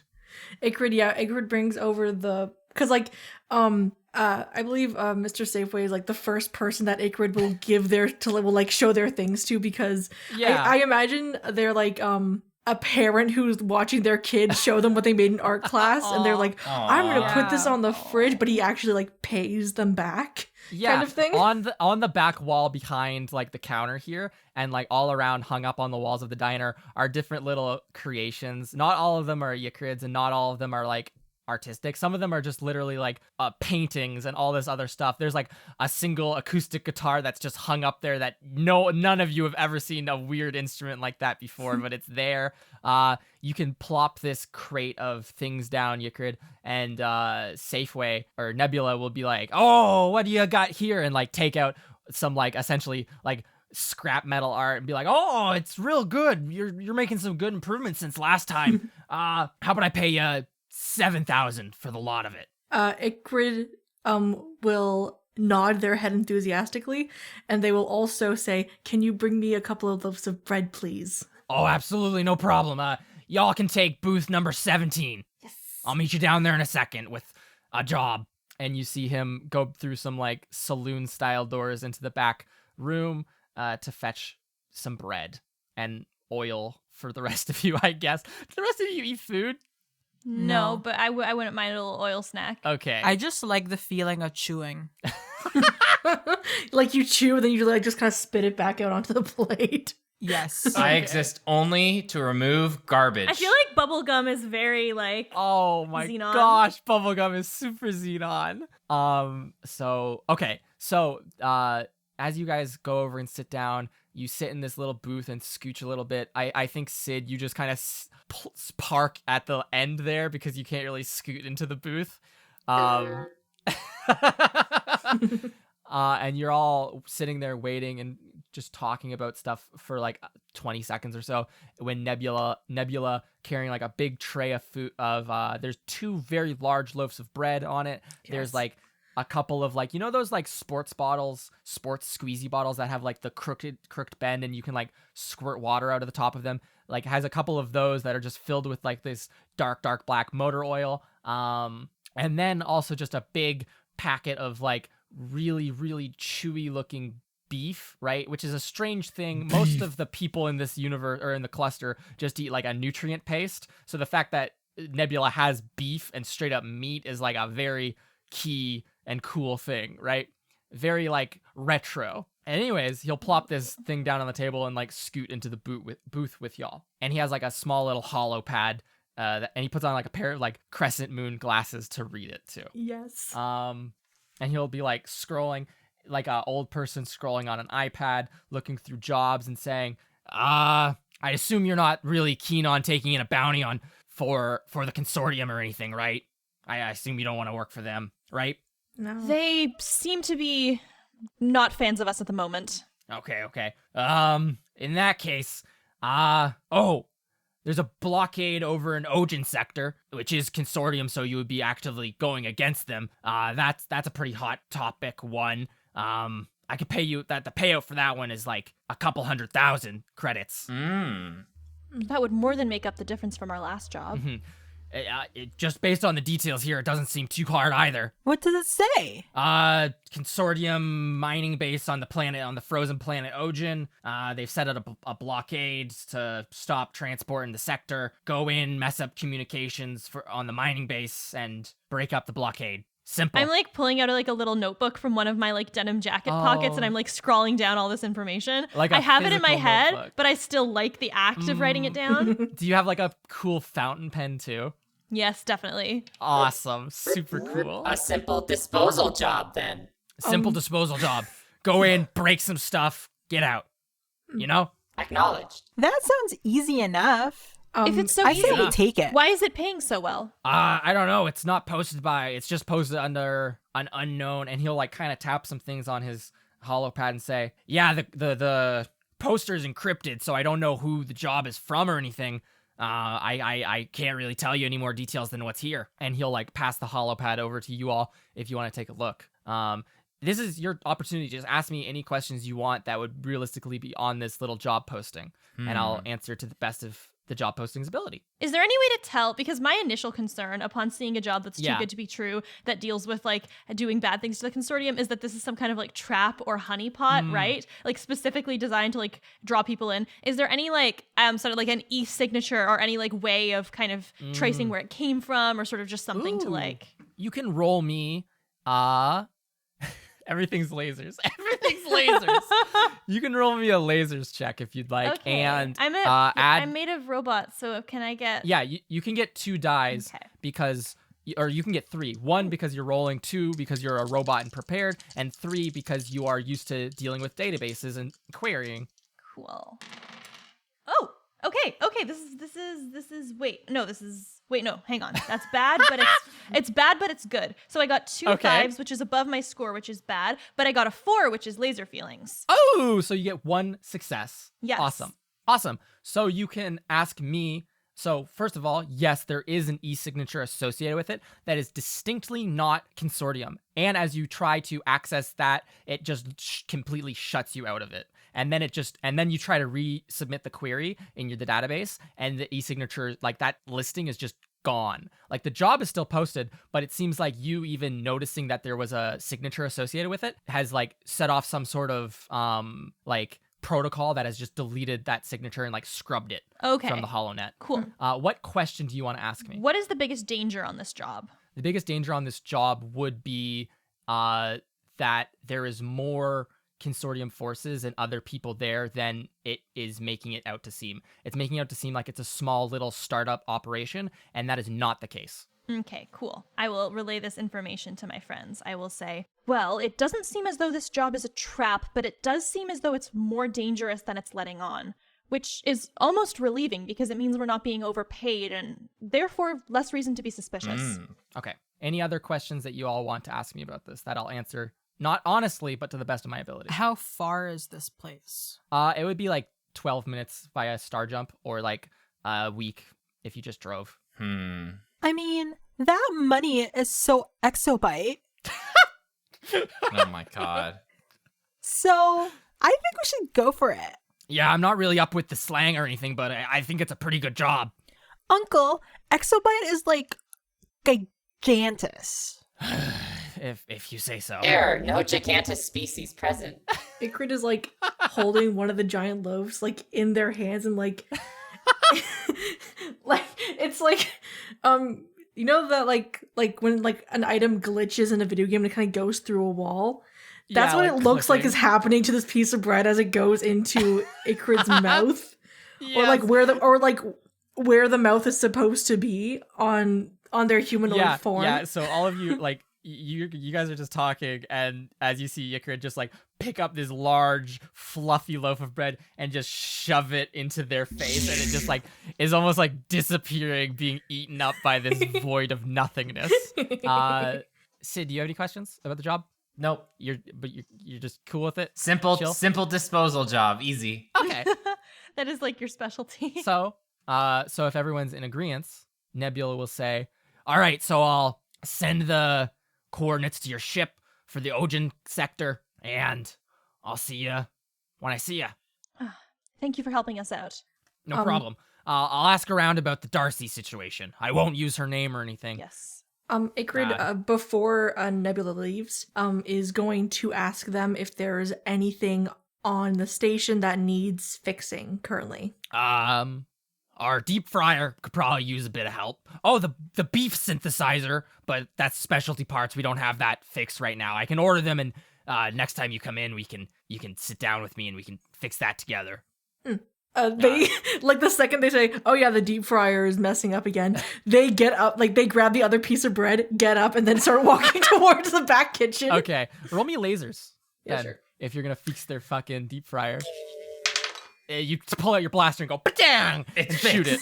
That's a success. Okay. Yeah, it's super easy. No problem yeah. whatsoever. It's like a really old, like, tray-in style deep fryer. It takes 12 seconds to fucking fix it. It was literally just a loosened, like, valve. For some reason, there's a really loud noise when they fix it, and then they come back out and they're like halfway done absorbing the other piece of the other loaf of bread. Perfect. And the 4 of you can make your way back to the ship, and you see all of the details on the job. It gives you the directions to the Ojin sector, which is an ice planet, a frost planet. Chilly. And How is that spelled? You got that okay. O J. Thank you. I got it. It's the alien alphabet. It's fine. Yeah, Ojen. Ojin. Got it. Ojin. Oh, Jen. So, you all make your way out of Nebula Safeway's beef emporium along one of these small walkways out towards your ship, you hear like an argument like back in the thing about whatever, like not really anything of consequence. People are just really antsy out here. It's just a bunch of people in a similar position in the galaxy or in the cluster as all of you, which is just drifters, starjumpers, right? Like people who are not on one side or the other of like these large corporate conflicts and anything. Really no allegiances other than just like not dying, right? And like earning enough money to live. Not dying is like my preferred allegiance. And so you guys can clamber aboard your ship, the Genix Hawk, and yeah. How are them landing pads looking now? The landing pad is scuffed, but it is made of really, really incredibly durable alloy. It's more like the damage on the landing pad is like superficial at best, or at worst, sorry. And the damage on the ship is like, right? Like most of the money you guys currently have would be spent if you wanted to get it repaired. It would probably take the next like week or so of like downtime and like all the money you have. So that's probably best for after, like repairs probably best for like after you're done this next job. Okay. So you guys can clamber on board. Where are we going to have a little planning? Where do you plan? Are you going to make a plan, or are you just going to fly into Ojin system or Ojin sector and start blasting? Have we really been ever good at making plans? No. I think we can. that we wing it. should try though. I think we would be go- able to wing it, honestly. I think okay, all right, we can wing it. If But that's I will what you take wanna do. anyone else's input on this. Yeah, I think it would be like I will walk into the what's the H tier room again? that's the hollow tube. Yeah, that's the TV room. That's the TV room. Okay.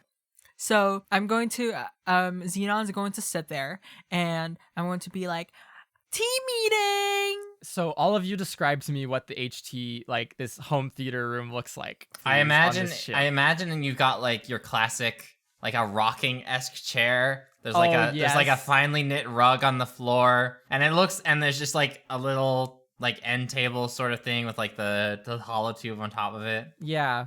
Like just a very Oh. old timey. And there's like a little TV console with like a tube TV essentially on Yep. top of it, the hollow tube. And on the actual console, there's a small little hollow photo of like the 5 of you, the crew, with like the Genix in the background and like all grouped around. And yeah. Art. I think there's like speakers like on the actual walls like around the back, so Hell it's like yes. surround sound, but it's built into Surround the spaceship. sound. Surround yes. sound. I would like 2 lava lamps. There's Please. 2 large Lava lamp, lamps? one large lava lamp and one smaller like side table sized lava lamp. Yes. And I want one like right behind the hollow tube.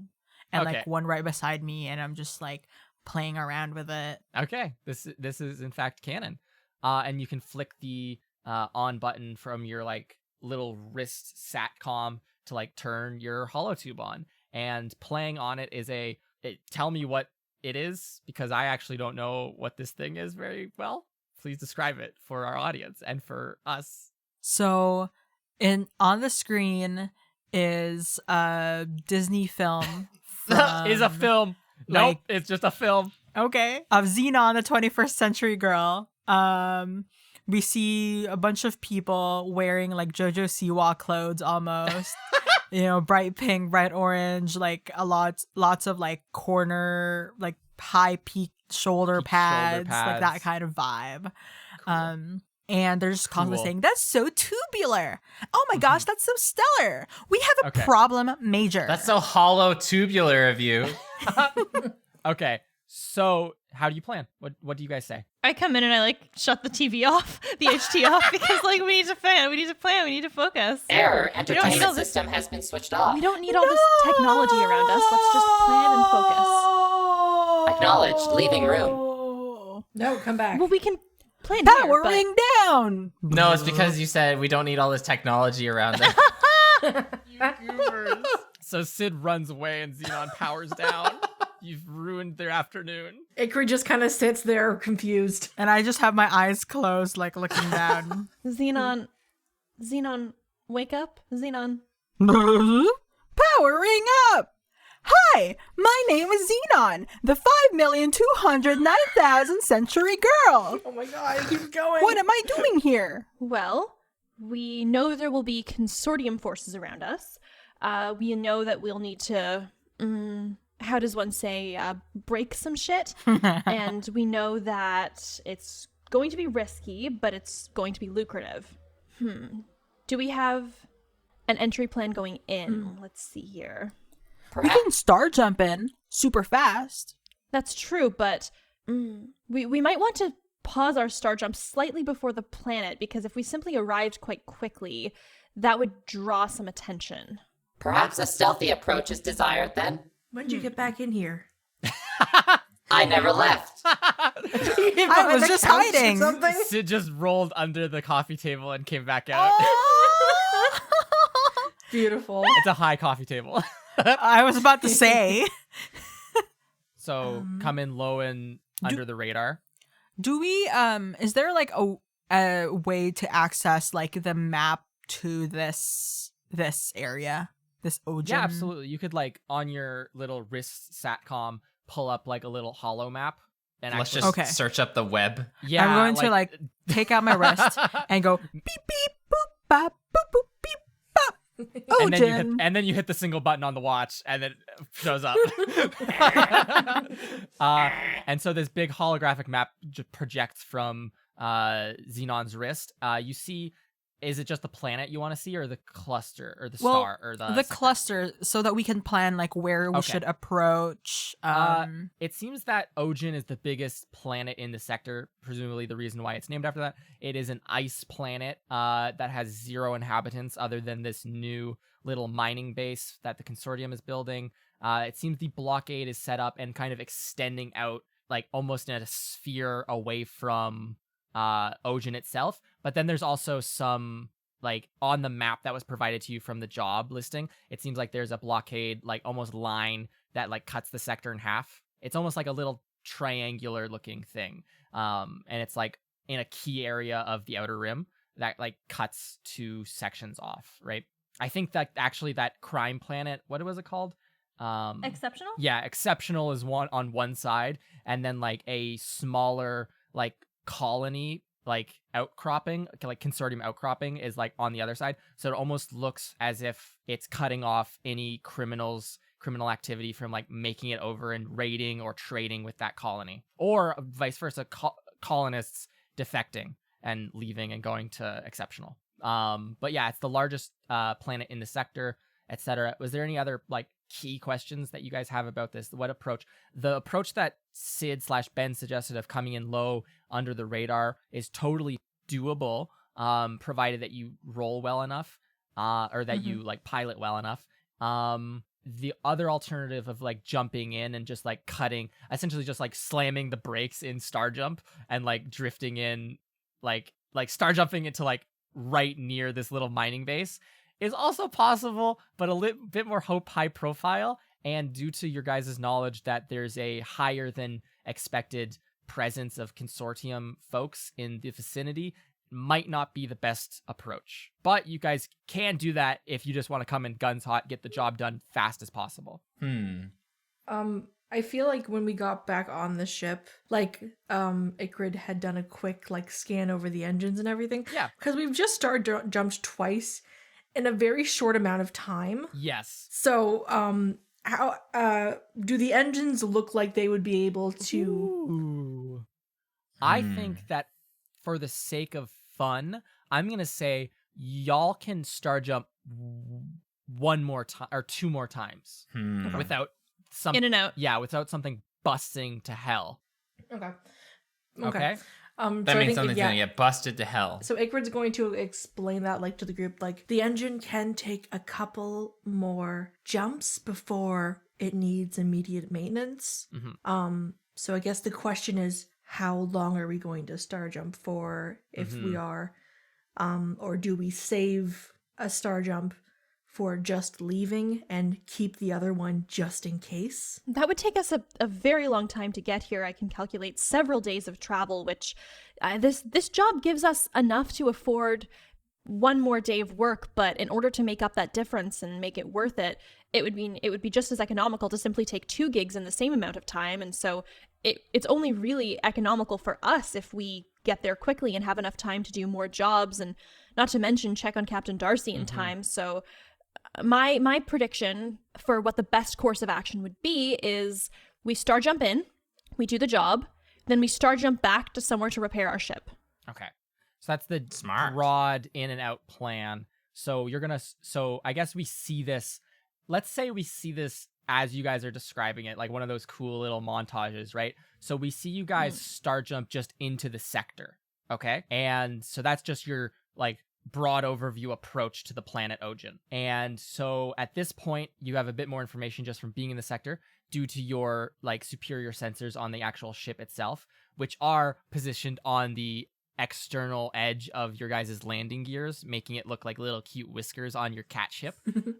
And so with that, you can detect a couple hundred ships in sector. 60 or so large freighters are in That's a lot. orbit. It's a lot. Are in Consortium? orbit around, we'll get to that in a second, Okay. are in orbit around Ojin itself. You can see it on, like, it's very, very bright because it's reflecting all the light from a very nearby blue star. But it just reflects this light. It's completely like on ice. There's like mountains that are covered in ice, huge snowfields. You do see like a slightly unfrozen sea that just has millions of icebergs sitting in it, but it's just like this white ice, light blue planet. And so there's 60 or so large freighters in Atmo there, as well as you see a giant blockade with the rest of these consortium ships. And additionally, you see a very interesting addition to that like fleet, which is you see these bright orange amidst like the consortium colors are like light blue and white, right? Which is very fun for this planet because then it just is very good camo of all their ships. But also amidst their like regular fleet and blockade, you see these bright orange ships that belong to Shrike Dynamics Droidology, which are like a bleeding edge weapons manufacturer. Ooh. Do I know of this manufacturer? Something's going on here. You would know of this manufacturer. Shrike Dynamics Droidology. By Shrike. Also on your Dynamics sensors Droidology. are you detect the presence of a like dreadnought class ship Oh dear. that seems to be in blockade. And the actual credentials that pop up on your sensors, because they are superior sensors, so I feel like you could get that information pretty easily. The actual information that pops up is this dreadnought is belonging to the consortium, and it is called Breaker Warlock. Ooh. Breaker Warlock? Cool. Breaker Warlock, yeah. Gosh, I can't escape. So based on that information, that there is Shrike. Oh, so you know Shrike as like this bleeding edge weapons and robotics manufacturer, and they work kind of in coalition with the consortium, to your knowledge, but they're kind of secretive about that. So based on that information, what is your approach into atmosphere going to be? Because you will get if you enter into atmosphere, you will get hailed by like consortium comms if you get picked up. And you'll have to give like an actual excuse for being there. How's our shield working? Ikrid, how's the shield working? Roll me lasers with 2 dice, please. Is like How the are shield something shields? to mask it from sensors, or No, the shield. That would be a cloak. The shield would be. Yeah, just to protect The us shield- from getting shot? Yeah. Yeah, the shield itself is just a field against like physical force and Yeah. like Roll me. if they were to be shot by something. Roll me. 2 dice, Ikrid, and that will determine how good the shields are working right now. 2 successes. Okay, perfect. Nice. You do it well. Good job. The shields seem perfectly functional. Nothing in this sector seems to be interfering with their operation. You could probably, if supposing, and you don't know what kind of orbital defenses this planet has, because you don't have access to that information, unless you wanted to try to access it. Supposing they just have orbital cannons, you could survive 2 shots. from them. So, what's the approach? If we shut down some of the power to parts of the ship, I can Mhm. probably reroute it to the shield itself. I can't guarantee anything, but like if we shut down the rooms that we aren't using, the storage area doesn't need to be lit up right now. The holodeck room does not need to be operational right now at all. I would hope. Rip. We don't need holotube right now. Rip. Like we can Definitely like not. shut But down parts of the ship. Xenon! Xenon will still be there after we're done the mission, though. The DVR's on. Definitely don't turn off the medical bay, though. Oh, no, of course not. Like, I'll keep the power from, like, I'm guessing there's, like, a circuit breaker that I've taped the word for, like, okay, these are the different spots Yeah, of like the regular. ship that are connected to this. Like a fuse box. Luke, when Yeah. you meant that we have to, like, carefully tread through the atmosphere, do you mean, like, in terms of physical? Like, because they'll see us? Or I just mean in terms of their sensors, because they have so many ships in atmosphere, they will pick you up coming in if you're not careful, right? So on what Ikrit is saying, if you shut off all your all your systems completely, it would almost be like a piece of debris falling through Atmo. You could try to sneak through somehow. There's a bunch of different ways. You could do that Starjumpy kind of thing where you just do a really, like a stutter step almost. It's up to you. Genuinely, tell me what you want to do right now. Like, if we do the debris idea, if we do need our shields, it would be rerouting to the shields to make them more powerful. Okay. I kind of like the debris idea because our ship looks like a hunk of junk anyways. Yes. Oh, yeah. So it would blend right in. Yeah, it would just look very like good something point. like space junk falling in from orbit. yeah. I like that idea. And then perhaps we can sort of make it so that we can also hide under a big ship while we're falling in as a debris, and then we'll stay there for a bit. I mean, if we happen to fall into the atmosphere of the planet itself and it happens to correlate with a ship passing by, I guess we could do that. But if we don't have a little bit of power to the engines, at least, we might end up just stuck in orbit, and then we can't really move ourselves without attracting more attention. Okay. So you're gonna try to time your powerless approach With or a like big powerless ship. descent with a larger ship coming in. Yes. Yes. So it's a double hiding, like a double. Okay. So the sensors will pick up on the other ship and Yeah. not us. Yeah. But then once we Okay, get cool, close cool. enough, we have to like turn on the engines by a tiny bit to like at least push it further in. All right.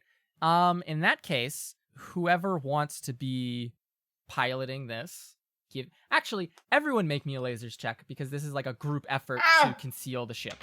Okay. 3. Success. Failure. Just one? Just all of you one except Ikrid, who can have 2 Ooh. because you're the engineer. That is 2 successes. I have English. a laser feelings. Oh, okay. 2 successes, a laser feelings. What did Aiden do? Success. And then Sid got a fail? Yep. Okay. So all of these I want to work independently. So the failure will count as a failure. The rest of these successes, describe to me how... Okay, so fuck. I'm not Darcy in this game. Darcy's in a coma. So Ikrid cuts all powers except for the stuff going to like comms and shields, or like sensors and shields. You guys drift in under like essentially under the shadow of one of these. It's not a freighter-sized ship. It's slightly larger than yours. And it's like, again, one of these orange Shrike Dynamics ships that seems to be entering an Atmo. It is like super streamlined, very, very like future tech looking kind of thing. Like very much like a stealth jet almost. Like it's just very covert looking. The bottom of it is covered in like even what looks like mirrors almost, etc. So that's what Ikrid is doing to like conceal you guys. What does Aiden do to conceal everything? Like conceal signals on the ship? Like are you going around and like turning things off? What's up?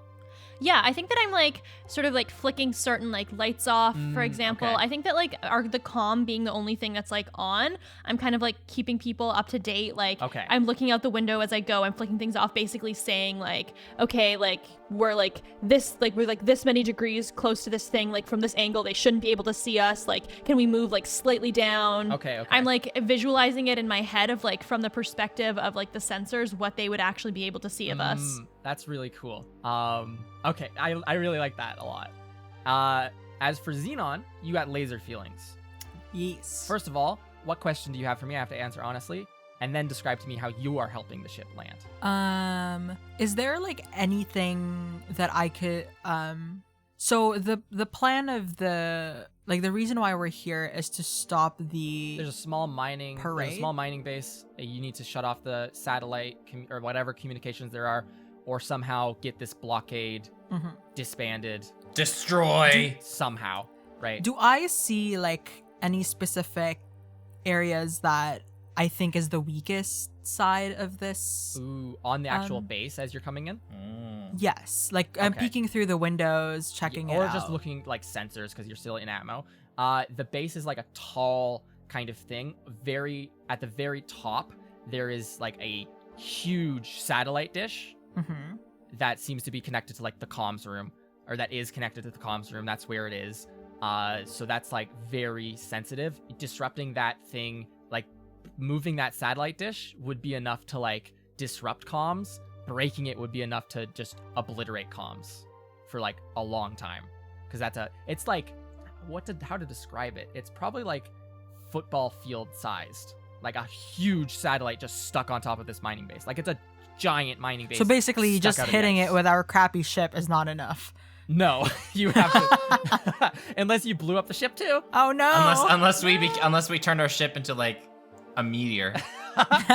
And then so that's, I guess maybe that's what you're doing to like assist with bringing everything in, is saying like, oh, we want to like come in and land in this little section near the base, because we are coming in. The plan is to like come in and glide covertly so that you're nearby the mining base, but hey, you've snuck in under the radar essentially, right?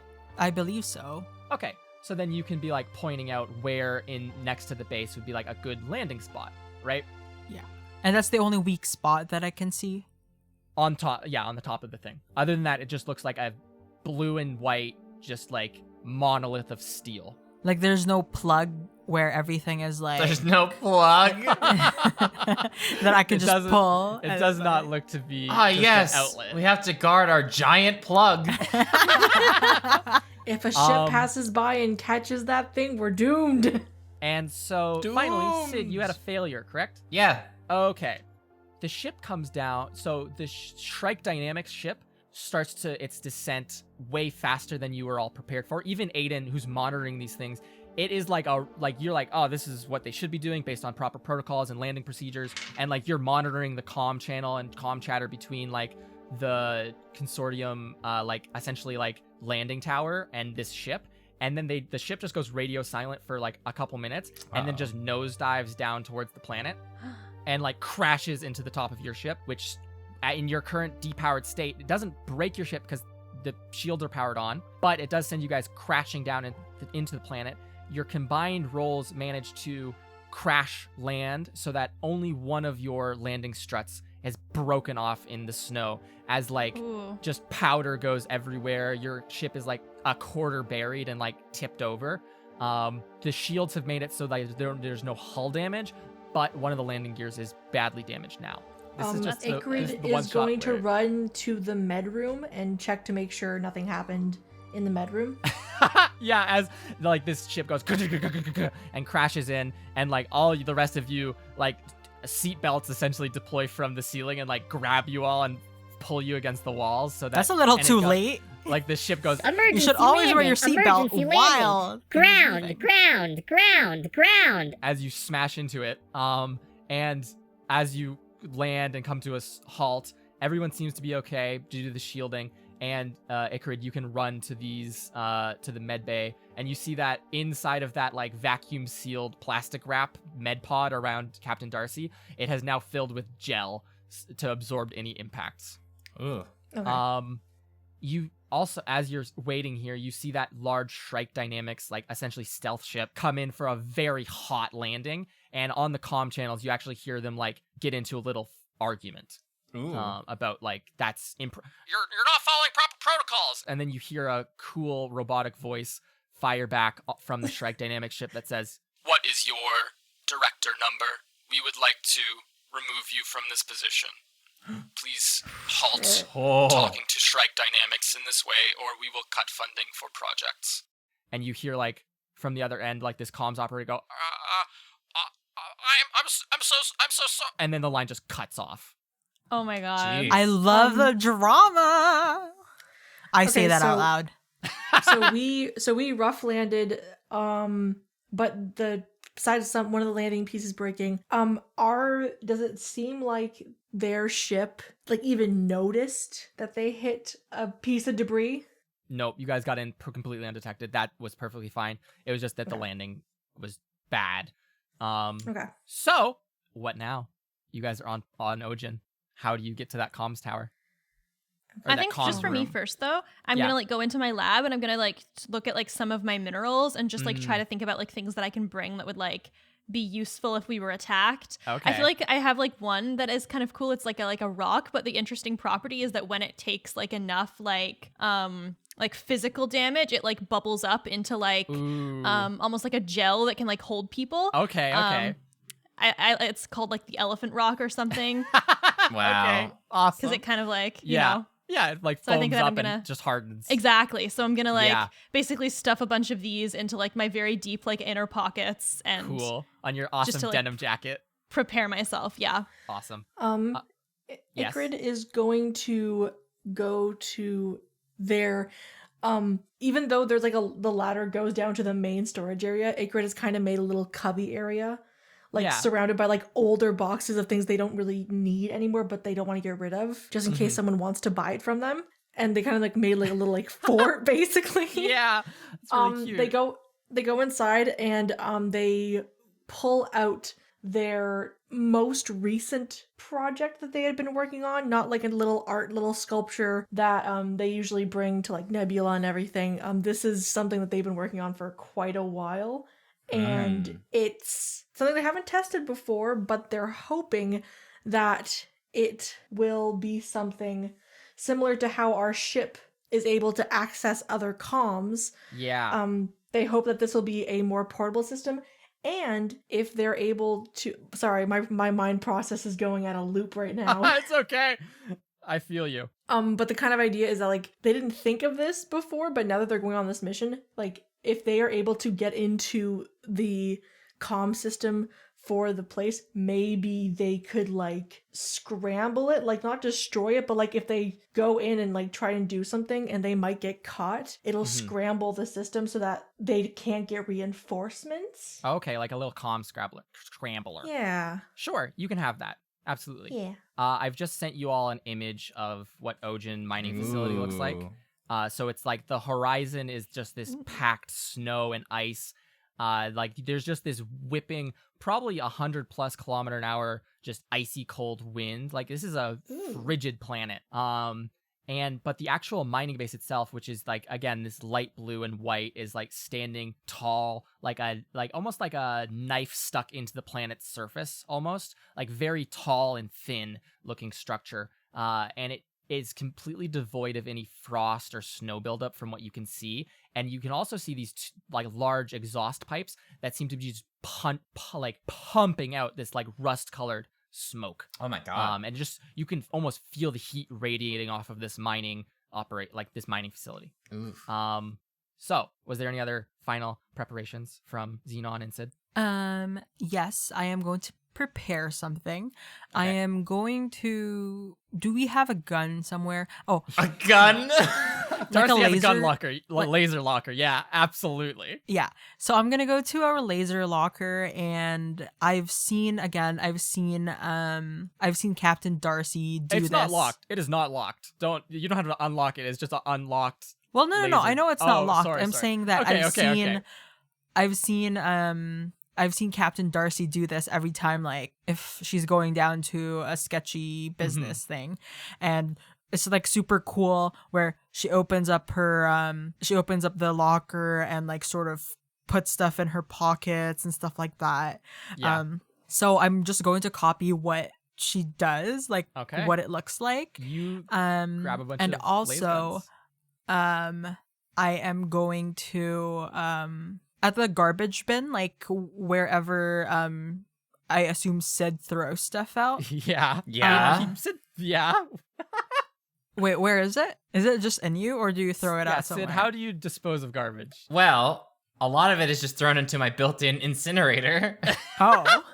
So what were you looking to grab from the garbage can?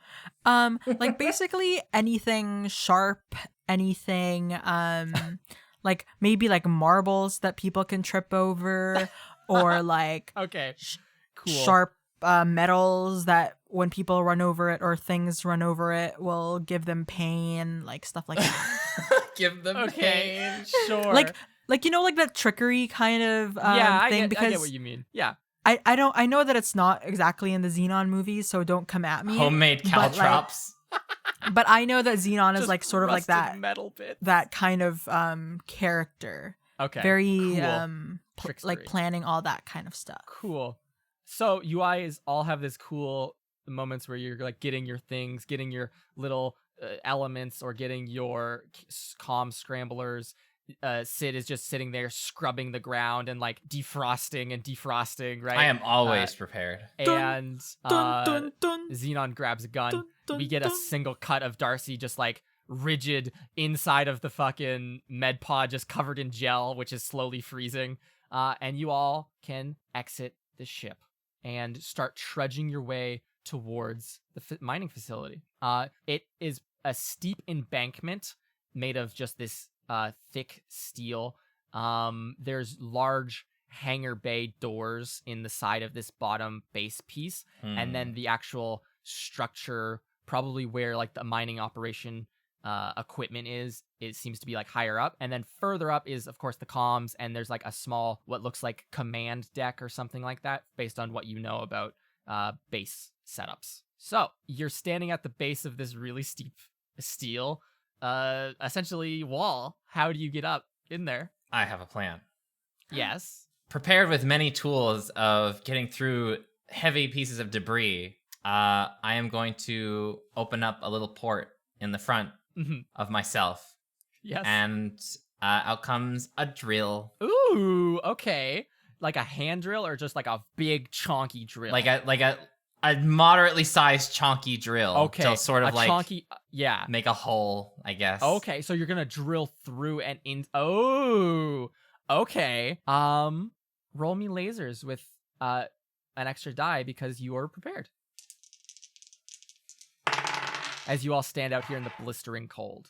Both failed. Ooh. Why do my dice roll so high? I don't understand. Okay, you all. They think they're helping, but they're not. They think we're still playing D&D. Why? I hate this. You all are standing out here in this frozen hellscape of a planet. Xenon and Sid, you guys are fine. You're built for adverse conditions. I think Ikrid, this is less than amazing for you as like the only organic life form. And you, Aiden, as like someone who's supposed to sit in a cushy office all day, like with climate control and everything, this is hell. You can feel like you can feel like some like cabling in your body start to like frost up, and like like almost like your bones are achy, but it's just like body parts. And so you all sit around as Sid pulls this drill out and begins to drill into the side of this steel embankment. You see the drill quickly turned to ruin, as is a softer metal than the base is made of, as like sparks fly and this giant noise rings out. You then hear from way above, like looking over the edge of that embankment, a guard yell out, a sea sort guard yell out, "Is anyone down there?" Everyone, I think we need another technique. Are you okay? My parts are very cold. Is there like a door that we can see down here? Down here? No, probably 30 feet above you are hangar Are you doors. sure?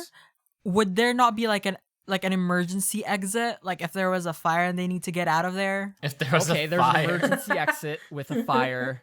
There's an emergency fire door, yes. It's like a big, huge vault, thick-ass door with like a big like crank on it. Yes, there is one down here. I'm going to whisper, "There's a door over there."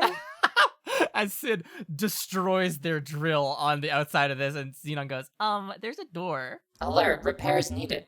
It might be. It might have an alarm. Are you intruders down there? Are you intruders down there?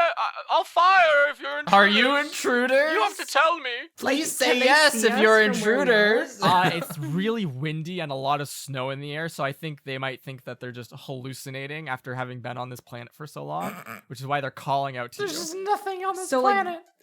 if I pull everyone flush against the wall so that there's no chance of like, so if Give me a- anything they'll just see the debris and think, oh, the ship Okay. or the Give debris me- is just like sparking Yeah, up, that was like whatever. the thing that just came in. Give me a feelings check to deceive. Oh no. Deceive. And like this will be the Oh, check for you no. guys deceive like hiding and like scampering over to that door and opening it. Well, my thought process wasn't opening that door. I know, but I'm Because- telling you this is all rolled in together. This is just you Okay. hiding and the door getting opened. I guess either way the door's going to get opened, but this is whether or not you're getting in stealthy or not. Okay. Okay. Can I not help with this because like I was the one who found that the door was there? Yeah, add another die, Sam or Okay. Icarid, since Xenon pointed out a door. That is a success and a failure. Okay, if one does succeeds, you barely manage it. This guard continues calling out and goes, I think there's someone down here. We should send out a search party. and you hear people scuttling up top, but you do manage to make it over to that door. They don't fire upon you immediately, but they'll go out and search the area. And you can crack open this large blast door down here. And we're able to get in just fine. Like there's no one there. No, you seem to be in a cargo. Like as you come in and close the door behind you, you struggle to close it in the wind. You seem to be in some sort of cargo hold below the base. And you're Icarid is immediately hit with how warm it is in here. It is hot. Yeah. Icarid is going to turn on their little device Okay. to see if they can get into the comm system of this base. I think that you would have to find like a comms like wire routing. It's not just a wireless thing. You would have to like tap this onto there, right? Like almost Okay. bugging their system. What do we see from the other side of the wall? Like inside? Like, yeah, like when we go into the door, like what are we like looking at right You are now? in a large cargo hold. It's very Yeah. organized. Down this central row, you see that it like goes towards that. It's like I don't know. It's any kind of like library style organization where it's just a bunch of parallel rows. And in front of you, seemingly in the middle of that base, where you can feel the heat coming from, is a very, very bright yellow laser beam that's shooting directly down into the earth. And you can see that seems to be like the mining laser that's just shooting down. And it seems like there's cargo lifts and everything to go up higher in the base, as well as down further. Because as you approach, if you wanted to, this mining pit, there doesn't seem to be any other people around here. It seems to be relatively devoid of any patrols or anything. As you approach this like central laser, it's almost like there's a circular hole cut in the ground, and then the laser's just shooting down directly in the middle of that. There's no handrails or guardrails or anything. You guys could just fall into this pit. It probably goes like another 70 feet down. And then you see down there that there's some other, there's a bunch of other floors below you that seem to be like, looking down, there's like a crew quarters. You might even, actually, I think you just do see this since you asked. You see what looks like a little ruined clay hut down there. And you see people kind of examining it dangerously close to that giant mining laser that is still going. Dangerously sense. close. They seem to be wearing like lab coats. Lab coats with really big shoulder pads. Do they in any way, shape, or form look familiar? Like are they humans? Are they Ooh. robots? They are humans. They look to be with Seasort or Consortium. Yeah. And do I know if like in the ship that I used to be in, Mm-hmm. do everyone has a uniform? Like everyone Yeah. has like the same lab Correct. coats?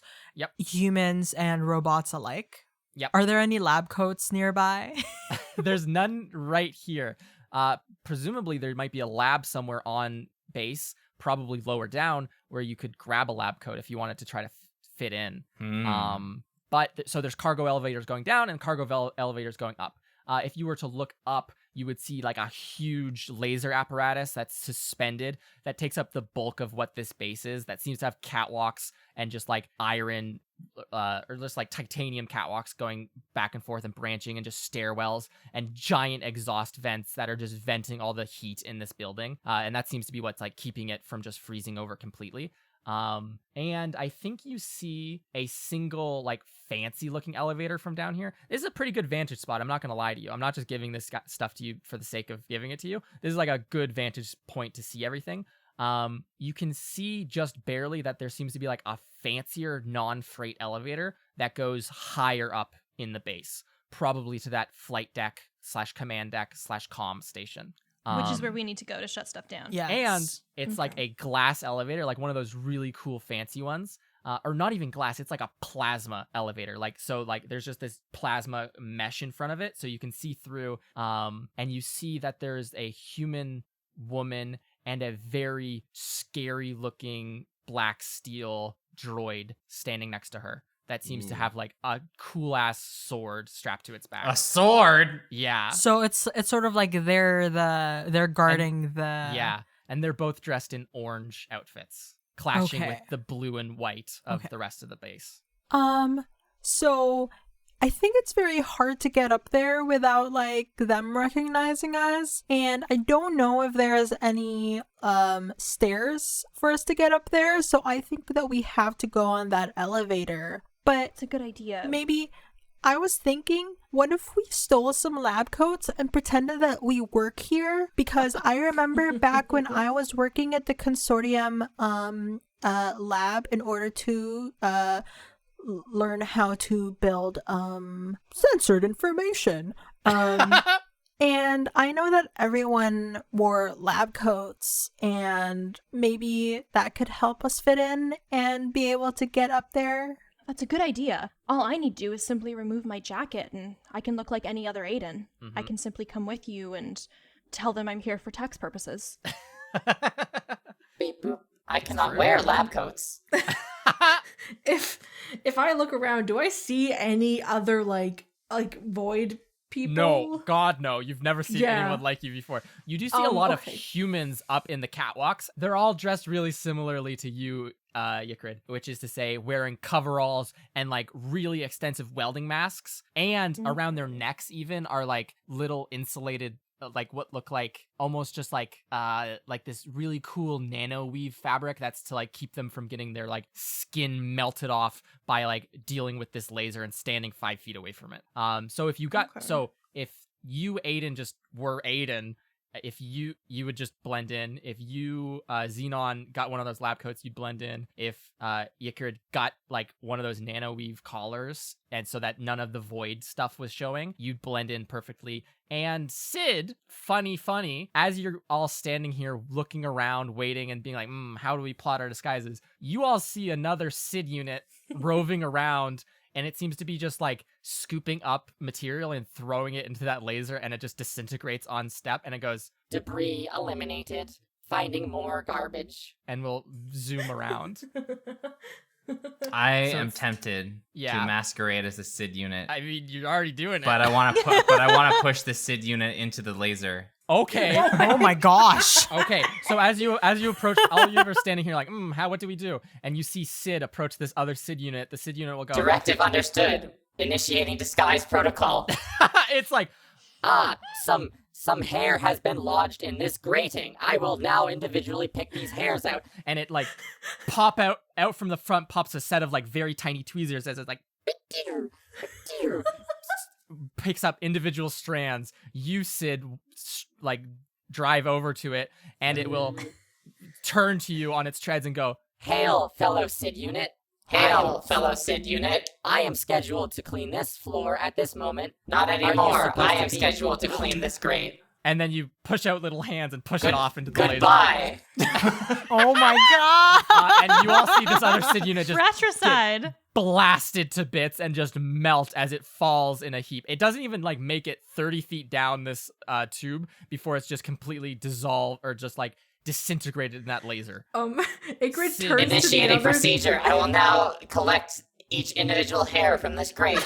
Tweezers. Ygritte turns to the other two and just very quietly says, Sid just straight up murdered somebody. What? There's a reason why why the style I chose for Sid was dangerous. Yeah. Okay. So I've just like silently shrugged off my jacket Okay. and have like put it like kind of like underneath my arm, Okay. rolled up. So do you guys want to go down and try to find a lab coat, or do you want to just go up? Because ostensibly, Xenon, you could just unadorn yourself and also blend in a bit, right? Like they didn't always wear lab coats, you know? That And, is like, true. I just yeah. need to hide my my bow. That's true. You could just How about Ikrid though? I feel like they would Yeah. be. Ikrid just needs like one of those jumpsuits, and we're set. Everyone's disguised perfectly. This like, is the beauty do of I- like standardized bots and standardized droids, is you guys could just show up and be chill. Do I see an area where like these like engineer workers are like coming out of like a changing room sort of Give thing? me a feelings check. God damn it. I don't feel things. I laser things. It's my Yeah, thing. you guys are all very laser oriented, which is fine. Oh, that is actually a success. Okay, cool. Okay. Yeah, there's like a small locker area, like one floor up from where you are. So if you went up in the freight elevator, you could probably just scooch on over there and grab one and put it on real fast. And it doesn't seem Okay. to be like shift change or anything, so like you're not gonna catch much notice. Okay. You do hear everyone, all of you, if that's the course of action we want to take, going up that elevator. Yes. Correct. Okay. So, Sid, you rip out all these little hairs from like the metal grating and make your way over to the elevator. The rest of you just kind of take your adornments off and are now completely inconspicuous. And as you exit the freight elevator on the next floor up, you see a bunch of like consortium guards like running around like as if they're about to like go down and check out whatever crash landed and was going on. And you just hear them chattering like, I think it was some androids walking around, but I couldn't be too certain. I couldn't see them through all the snow. couldn't be and too ice." certain. Yeah, and they seem to be just deliberating about what it can. You hear one of them go, I think you're just hallucinating since we've been stationed here for so many months. I had some without delicious beans on toast this morning. Oh, that's my favorite meal. Did you I happen love to make beans it- on Did you happen toast. to make it to the cafeteria for the beans this morning? They were delicious. No, I prefer a toast sandwich. Oh, that's absolutely perfect. I myself had a mincemeat pie. It was absolutely splendid. But have you tried Anyways- the water pie this morning? It was delectable. delicious, absolutely delicious. Oh, nothing compared to dessert. It was spotted Oh. dick. Oh, spotted dick! Oh, what a treat! Anyways, let us off to this expedition to see what trespassers are on board. You all Hopefully they didn't bring any seasoning. I hate that stuff. I'm you hear this allergic to conversation. pepper. Oh, Salt a is cousin- too spicy for a me. cousin of mine died to salt. as you all, as you see them make their way out, this group of like 8 guards or so, that seems to be like the basic unit of guard so far from what you're seeing is like 8 of them to a little squad. And they make their way out and down towards where your ship is crash landed, right? So Ykrid, you can Darth Vader? rush over and put Yes, it is on- I, Darth Vader. You can rush over and put on one of these Yes, cool it is I, jumpsuits non-disclosed and copyright disguise yourself carrier. completely. You guys are on this main floor. There seems to be some landed and stored ships in here. Most of them like little maintenance vehicles or just like personnel crafts to like get people from those freighters in Atmo down to the base. But you do see that one stealthy Shrike ship that you did come in behind, like the orange one that was like mirrored on the bottom that even crashed into the top of your guys' ship. You see that parked in a very douchey way that it blocks all the other ships in the hangar. And if another ship was to come in for a landing, it would have to like really nail that and come in really short. Like there's not much other area. Like the way that this is parked is just very rudely. And you also see that plasma elevator. You see a bunch of other workers going about business and like just doing their thing, guards, etc. It's a very busy little mining base. So there is one guard out beside that plasma elevator, though. I will say that much. So what do we do? How do we get upstairs? Plasma elevator, plasma solution. No. No, I'm kidding. I'm kidding. Oh my god, Sid just, this is the moment Sid snaps. Oh god. All those years of overworking Sid. I guess, are we all disguised? Yeah, we're you're all all disguised, disguised. right? We Perfectly could fine. just like pass it off like we're just coming up Okay. for like a break. Maybe Ikrid can be like, oh yeah, apparently something was happening something in the tower. All I know is that my boss told me that I had to go upstairs, and apparently there's like a panel with wiring loose, so I was told to go upstairs.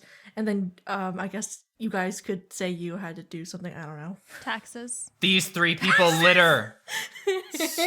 So you all, this group walks. So if that's the plan, you four guess. walk up to this guard. The guard will stand up straight and say, Halt! You can't go up here. You're just maintenance workers and droids. But we were requested. Oh, by who? Well, by communications. The department requested our presence. Which department? Communications department requested your presence.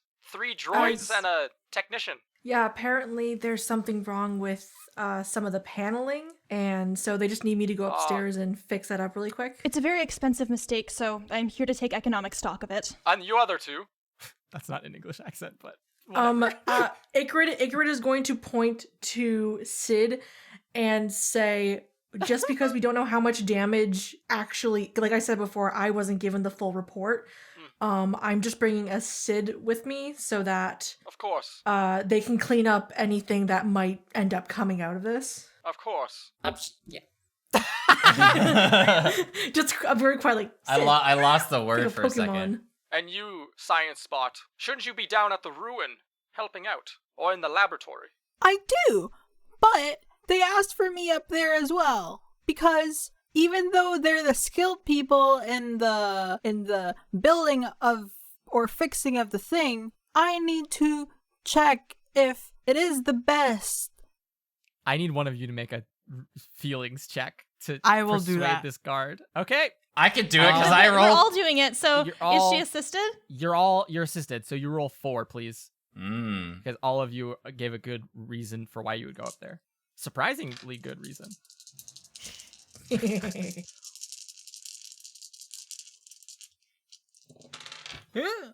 Let me just tell you, I got 3 successes Ooh. and Nice.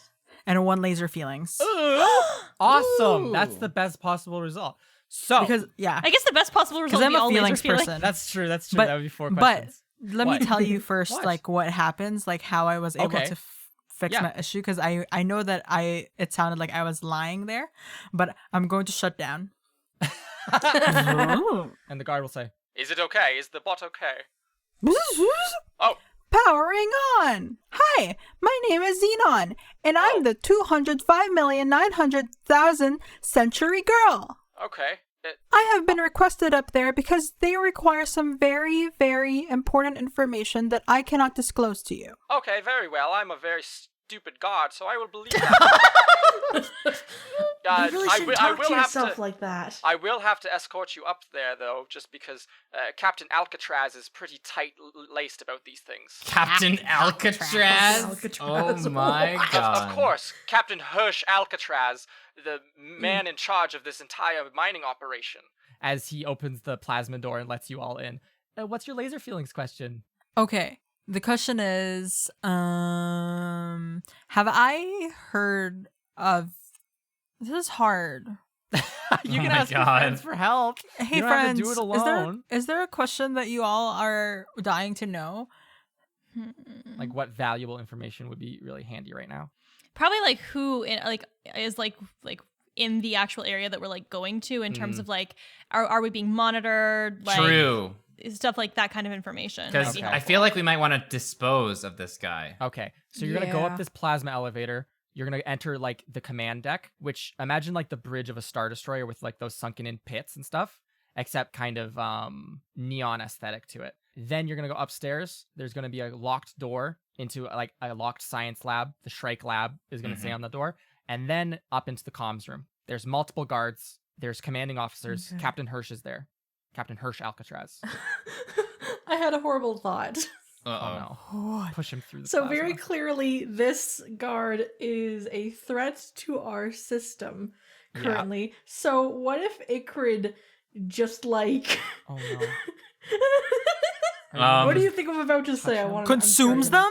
Are you gonna- Absorb their matter. Oh no. Basically absorb their matter, and like if anyone asks, we'll be like, no, yeah, I don't know. They're like, there was no guard down there, and then they'll be like, what? We have to go down there and check, and he won't be there. Hey, I could really use a hug right now. Are you? So Oh, Well, also though, but this guy is leaving the like front door unattended, It's and I true. feel like we can just easily kind of like convince him to not do that because that's considered a security risk, right? Like we can play it like, oh, you know, if there were any bad actors here, if there was anyone dangerous, you know, where you're going from, they would have a really easy time getting in right now. You know what I mean? I feel like we can just Oh kinda, yeah, like, especially finesse. with what was happening outside. Okay, so plan 1 is to convince them not to go into the elevator. And if But that if they fails- do come into the elevator with us, Oh no. Okay. bread time. Anyway, I can just imagine like Ikrid being like, you know, like in Pac-Man, it's just like Ghost like trying to be like, I'm gonna take everything. Yeah. Ikrid will just Okay. run around hugging people. So you 4 enter into this plasma lift. The guard then will try to step in and close the door. You're gonna try to convince him to stay down here? Yes. maybe. Oh, what about?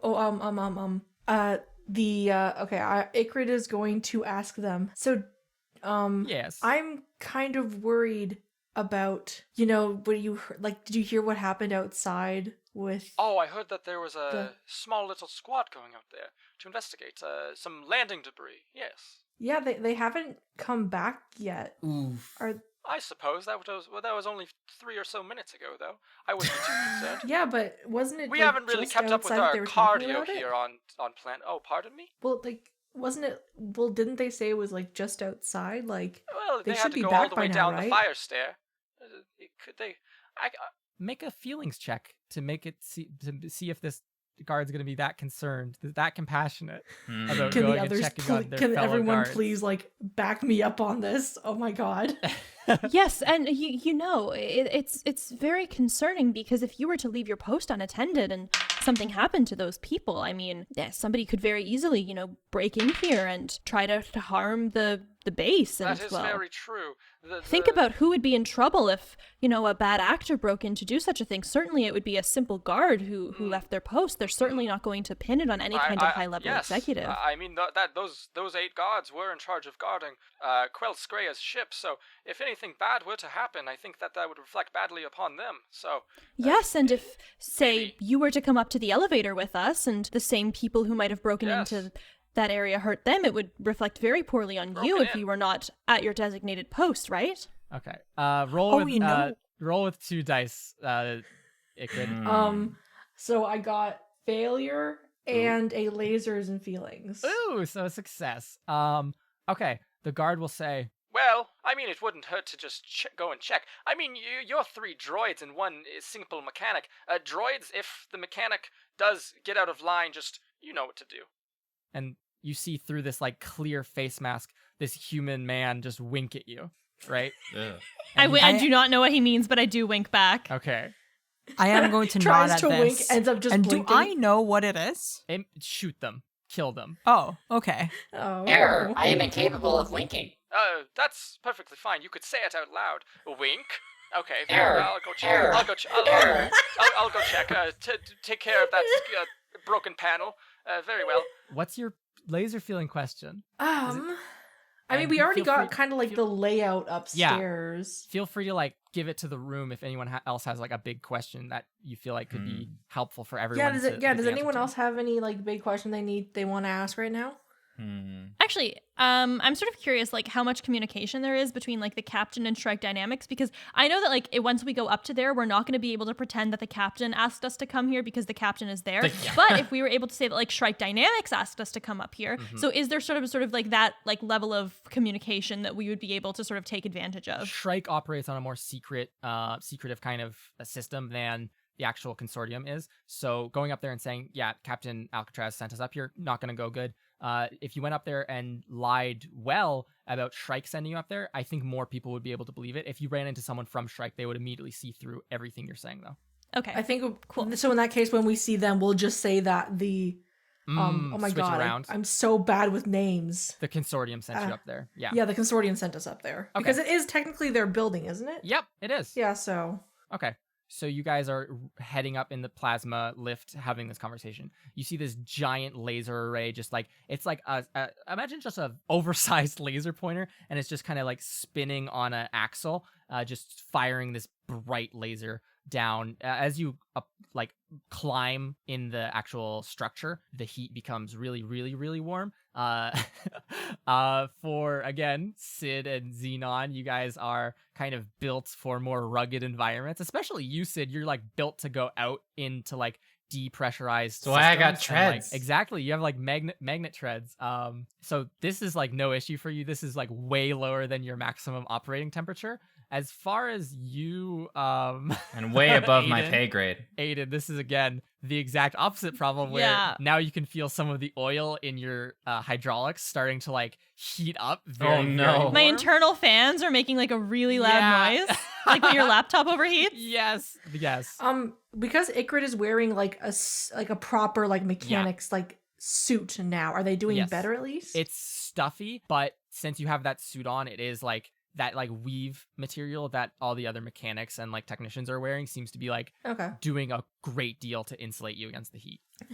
So you're fine. Ikrit is like, I might keep this afterwards. Yeah, Aiden's just suffering right now. Yeah. And you all make it up to the command deck.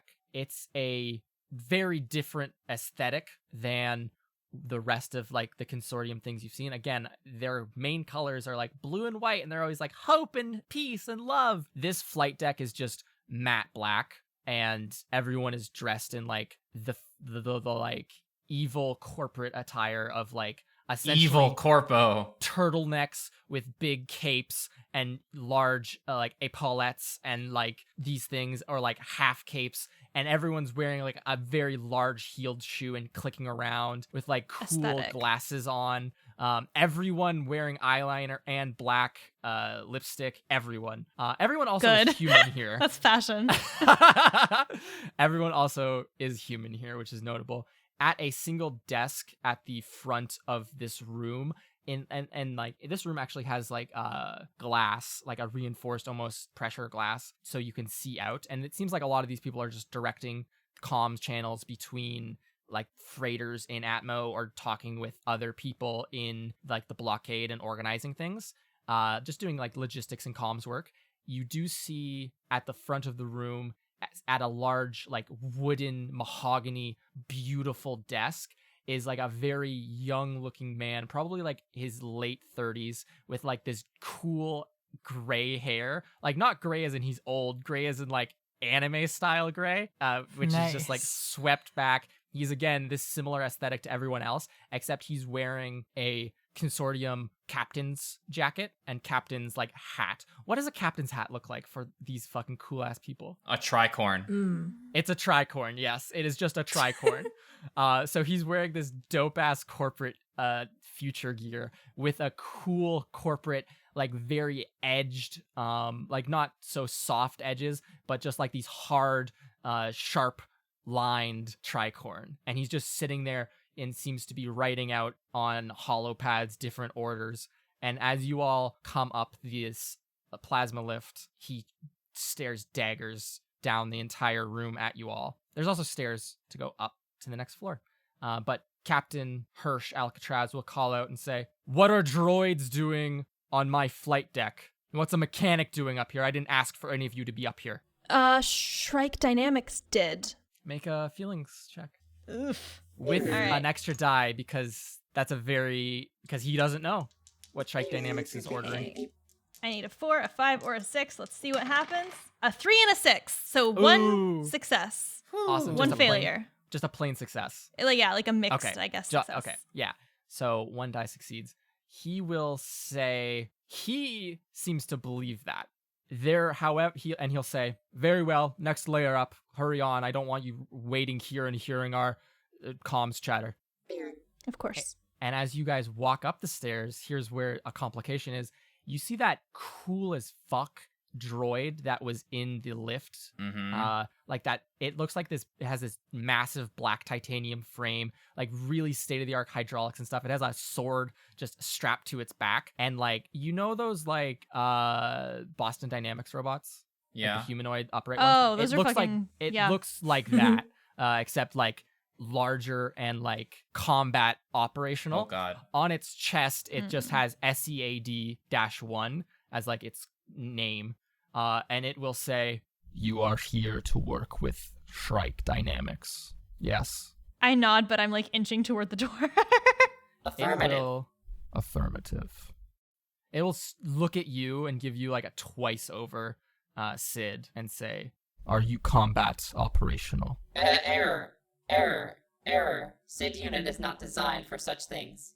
It will get really close, almost like pushing you, Aiden, out of the way, like or against like the wall here to like crouch down in front of Sid's like cube flat face, and will say, if you have any weapons on you, they best stay stowed in the lab. And we'll give you a pat on the head. Not in like a kind way, in like an intimidating way. And then it will stand up and lead you guys up the stairs, this Seed 1. So upstairs, there's a ladder, which you all, as I told you, leads up to comms. But there's also like this aperture-like door that has Shrike Dynamics Droidology written on it, which, as this droid approaches, just opens. And inside you see a really cool-looking office lab. And it will stand there at the door, waiting for all of you to enter. Oh, I know we need to go to comms, but I am tempted by the prospect of the lab. That looks cool as fuck. Yeah. You also lied to Hirsch Alcatraz and said you guys were with Shrike. So this Shrike bot is like, all right, go on in then. It will say that. Go on in then. Quell Skreya is waiting for you if she called you. Has this android acknowledged my presence in any way? It has given all of you like an up and down look. I think it also paused on you, Xenon, and like glared at you, but then went on to Sid and asked if Sid had weapons and threatened Sid. But it doesn't address any of you other than just as a group, no. But it definitely has seen all of you. Yes. What is the wait for? Enter the lab. Weights are used for balancing. Recalculating sensors for dirt. So when it asked that question, Aiden was the one who answered it. Yeah. And it has and it doesn't, at least in Ikrid's point, doesn't believe that that is a reason for it to like not distrust that Aiden is working with them. Yeah, Seed 1 has been fooled into thinking, obviously you guys are with Shrike in some way. Go on in, right? No weapons, but go on in. That seems to be the intent. I think Ikrid is going to try and put on an air of it wasn't they weren't paying attention when he was talking, and they're going to start heading over to comms, and they're going to say like, well, it was nice meeting you guys, like really confused. Organic, if you try to run away right now, I'll cut you in half. Oh, yikes. I'm supposed to be fixing panels. I was told by this Aiden unit that you all were here on Shrike Dynamic orders. Oh wait, did the seed like see like around the corner or anything to like when it was talking to them? The seed Seed heard that conversation and like, Seed knows that all of you are together, right? Okay. Enter the lab. I, Aiden, am gonna say, we were called to the lab for official business. I believe this one has another job. We weren't exactly informed. Make another feelings check. Make a feelings check with aid, because also Ikrid is trying Okay. to weasel All out right, too. let's see here. This can go really bad if you fail, though. Oh, actually, that's really good. Those are 2 successes. I'm gonna take a picture to show that these are 2 successes because I know that I'm doing. You don't have to. doing, You don't yeah, have but to. I'm still gonna. But I haven't like failed like anything, and I realize that that's like suspicious. But these are my I real mean, if rolls, you're rolling and a bunch I of feel dice. I need to show that. It's 2 Well, 5s. let me Nice. validate that. Okay, that is 2 5s. And what's your number even? 4. 4? Okay. Yeah. So no laser feelings. No laser feelings. No. So this Seed 1 unit will kind of like stop reaching for this big sword on their back and will instead say, "Very well, mechanic. Go on then. Climb your ladder. We shall see you later." Climb your ladder. That's good because that means all that we need to do is basically cause a distraction now. Okay. Yeah, the other 3 of you, it'll turn and look at the 3 of you and say, "Enter the lab. Do not use any weapons, or the same threat applies to you. I am much better at killing droids than I am at organics." Ikrid's gonna start climbing the Acknowledged. ladder, and like Okay. out of the corner of their eye, they're going to like watch as their companions basically will go into this lab Yep. and very quietly If to you themselves say they're gonna so. say, "Shit."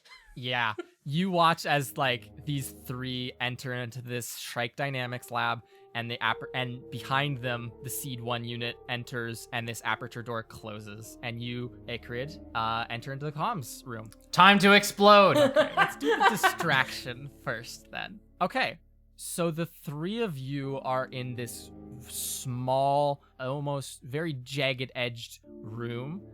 It's like only lit from the bottom, right? And it's only lit with orange light. That's a bad lab Uh, design. So it's like incredibly dramatic lighting, but very bad lab lighting.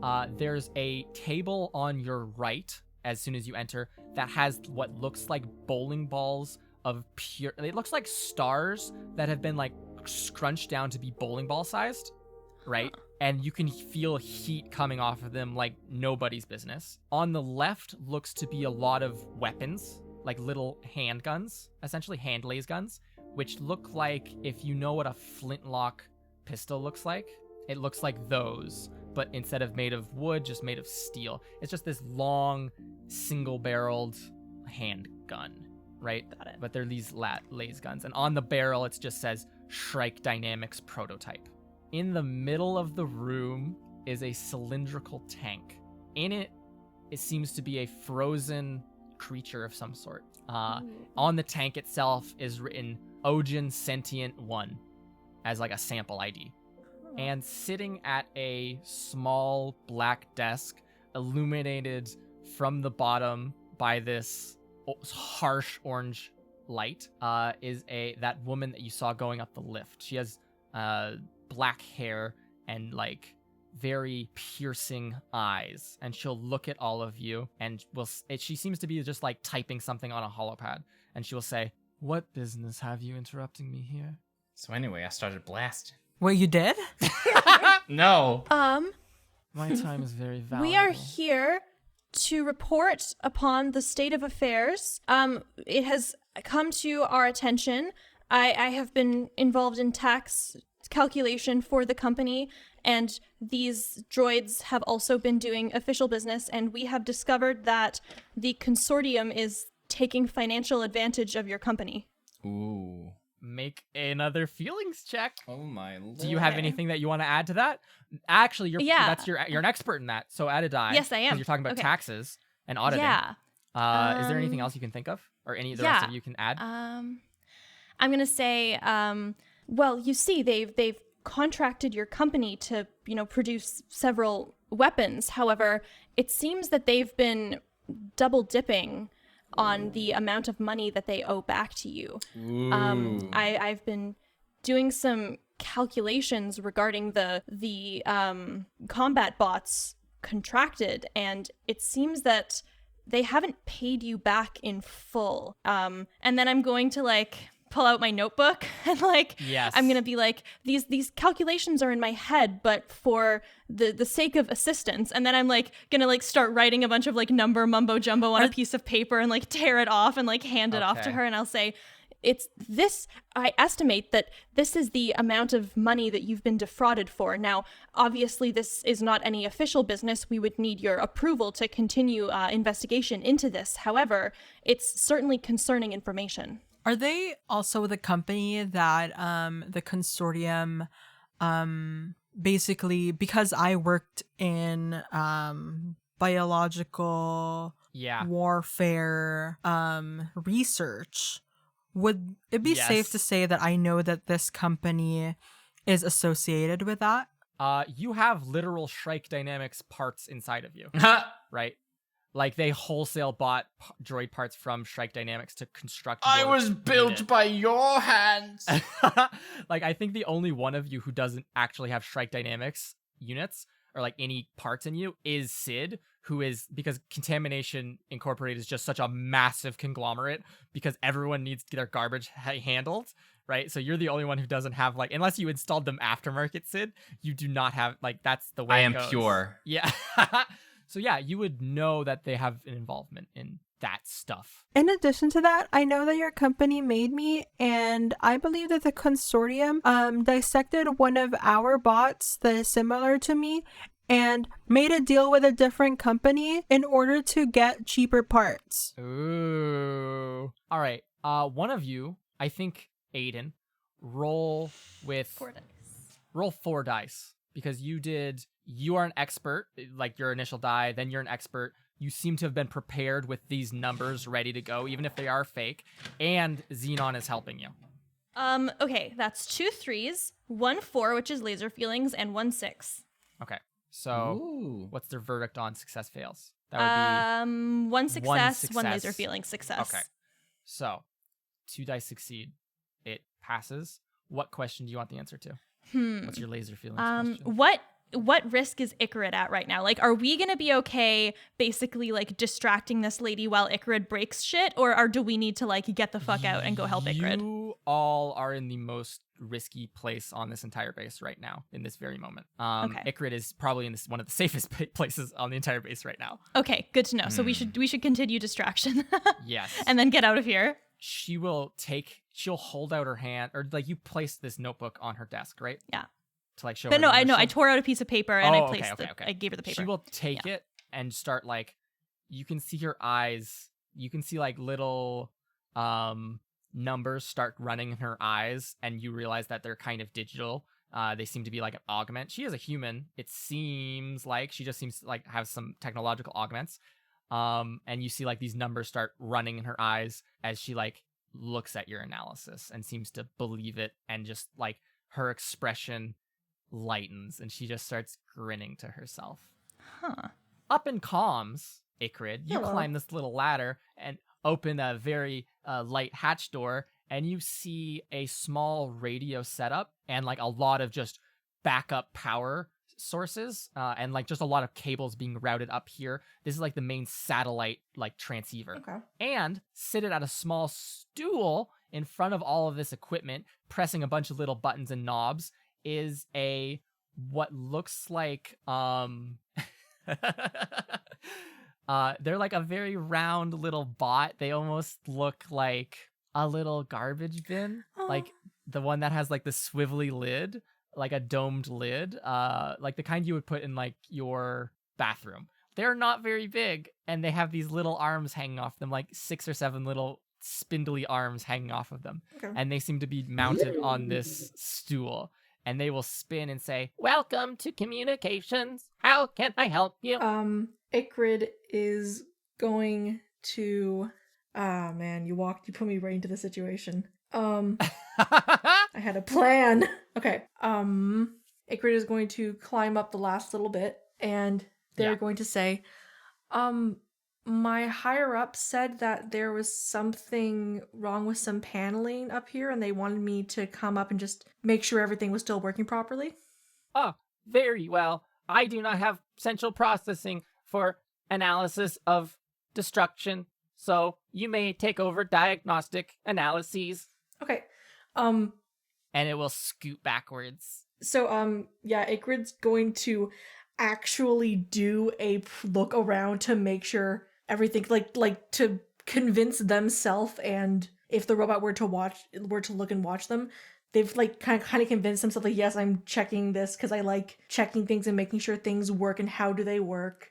So they're gonna start like, give me a lasers check. Yep. Lasers check with 2 dice because you're an expert. Lasers. You take out your blaster and go blam. You shoot Success. this little droid. And success. Don't kill him. Success and success. Okay, you do well. Good job.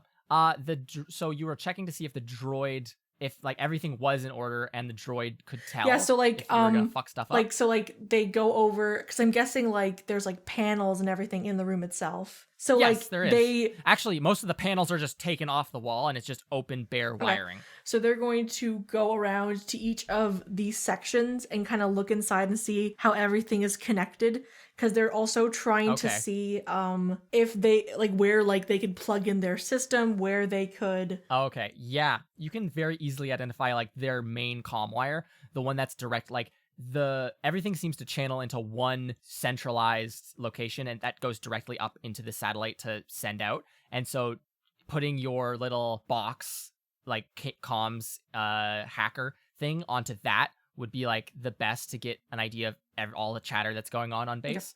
Additionally, the system seems to be really, really nicely operational. And since you got a success, you see a big button on that droid's desk that just says Self-destruct. No. It says Shrike Orbital Blast Door Defense System. Oh, okay. Wow. So It yeah, looks like an emergency button. So like a yeah, big like one. while Akrid is looking around at like the different parts, are like, okay, this is a little bit loose. So while they'll reach in, they'll not do anything. They'll put it like, okay, that should work. And then I'm gonna go over here and like, okay. I love the idea of Ikrid being like, cable routing's a bit messy. Let me fix that up just a quick sec, right? And just like doing a little bit of maintenance just because it's, it is a hobby above all else. Oh yeah, they love learning about how technology works and everything. Yeah. This little droid will say, How is the conditions external to the base? They look to be bad. It's tough to say. Everything looks to be okay. At least on this side, everything looks to be okay. I'm going to do some diagnostics. I shouldn't be up here for too long. Oh, please take your time. I do not have many guests, and anyone who comes and visits at the comms tower is a welcome friend. The only nice one so far. Like, oh, Right. well, thank you. And I'm gonna get back to my work air and quotes. Okay, you tap into comms, so that means that on your guys' end, even, that as soon as Ikrid taps into the comms network, you all have access to the comms going on in the entire base, and it's almost like you go from just utter silence to just like this little like in your ear. And then yeah, Ikrid, you can spend the next couple minutes just going through and disconnecting things, right? Just to disable the comms. Right? Yeah, they're going through the smaller ones. Okay. Just to make sure this system works properly, but they're doing it really quick. Yeah. Just to see what happens. Yeah, it seems like the system is in really nice working order. It seems to not require any maintenance, shockingly. Do you remember you just need to take this thing the hell offline to a point where it cannot be easily repaired? Like, it's not, just to give you guys context, to like succeed in this mission and get that payout, the comms needs to be irreparably damaged to the point where it would be too expensive to repair or to like justify being in this sector anymore, right? To like get rid of that blockade and get rid of this mining operation. Hear me out. So Hit the satellite with a laser. Ooh. like the mining laser, That'd like be just fun. turn it upside down. You could do that. Everyone just think about your favorite satellite destruction techniques for the next few minutes. Think about all Meanwhile- those apocalyptic movies where they, for some reason, Yeah. do that every time. Just do a clean slice right at the Let's base just start and an it just earthquake. falls off. That would not affect the satellite. Back in the Shrike lab, you all, Aiden, Sid, and Xenon, have some extra comms chatter in your heads now as your antennas are routed through Ikrid's fun little hacker comms box. And I think a fun notable thing that you hear is them saying, Oh, there's like a ship down here, isn't there? In it, it looks like a crash landed. I wonder if there's anyone inside. you hear that very important detail coming from guards that are out by the ship crashing. A secondary thing that's kind of important to hear is you hear a lot of scientific chatter that's just talking about like This is interesting to me. yes, that's talking about like Do we have a report yet on when Dr. Atlantic's going to be making it down to the ruin? and then you hear like a couple second silence and then you hear a report that says It seems that Dr. Atlantic is making their way down right now via the freight elevator number 7. Please stay tuned for her arrival. right Over. Over what? I'm over this conversation. and then you hear the hang up. And then the final thing I think that sticks out to you is you hear communication coming from inside of this room between this woman that you're looking at, Quelskrea, and that droid that's behind you, Seed 1. That seems to be some discrete communications happening. That we don't understand. And it's just, no, you understand it because you're hacked into the system. Thanks to Ykrid. Quelskrea is saying, how likely do you think you could take Hirsch Alcatraz out before any of the guards down there even knew what was happening? And Seed 1 will go, it would be quite my delight to do such a thing. It would take no more than 5 seconds. And at that point, Quell, smirking in her chair, will kind of lean back and look at the three of you and say, what possessed you all to come here and give me this data? Do you think there's something in it for you? I just don't see the plan here. Well, truthfully, the consortium are not good employers, to be perfectly frank. My parts have needed upgrading for quite some time, and, I haven't had much time being listened to. Well, you are outdated. Yes, and given all of that, simply being asked to turn a blind eye to this blatant theft not only goes against my very purpose, but as an individual, I simply don't like it. You're a Megacorp model, aren't you? Yes, I am. You don't have a tracker chip installed still, right? No, I do not. Is that true? No. It's okay. Give me a feelings check then. Ooh, that's a failure. That's a 3. Oh no! She'll say, then why are my sensors picking them up right now? There's There's one in your right shoulder. This is new information Seed 1, to me. take care of it. And you hear a sword unsheath, and you feel something stab through your right shoulder. Ooh, okay. Not cutting it off, but you do hear a lot of cracking and sparks. You, inside of your own head UI, immediately lose any sense of geography. Right? Interesting. Okay. So any map that you'd constructed from just walking around and using your sensors, completely gone. Now. Shit. Okay. Yep. And they will take their sword out. It's like this vibrating blade that's probably 6 feet long. It's fucking vicious looking, quite honestly. And they will sheath that very quickly and will say, it is best not to lie to Strike Dynamics employees. I apologize. This was new information to me. It'll stare at you, Sid and Xenon, this droid, and say, again, if you have weapons, it is best to keep them stowed. I'm going to do a shrug, and I'm going to ask, Just wondering, I'm just very curiosity. Why can we not use weapons just in this room? Because that's so plasmodium. What does it mean? Quelskrea, this woman, will lean forwards and steeple her hands and will say, for the same reason I don't like other corporations' droids being in here and doing corporate espionage, unbeknownst to them, of course. And she will put out a hand and say, I don't assume that you were actively transmitting. I just don't quite trust them myself. They're competitors after all. But in the same way, I can't let just random droids walk into my laboratory. I don't want random droids carrying weapons walking into my laboratory and using these weapons against me. You understand?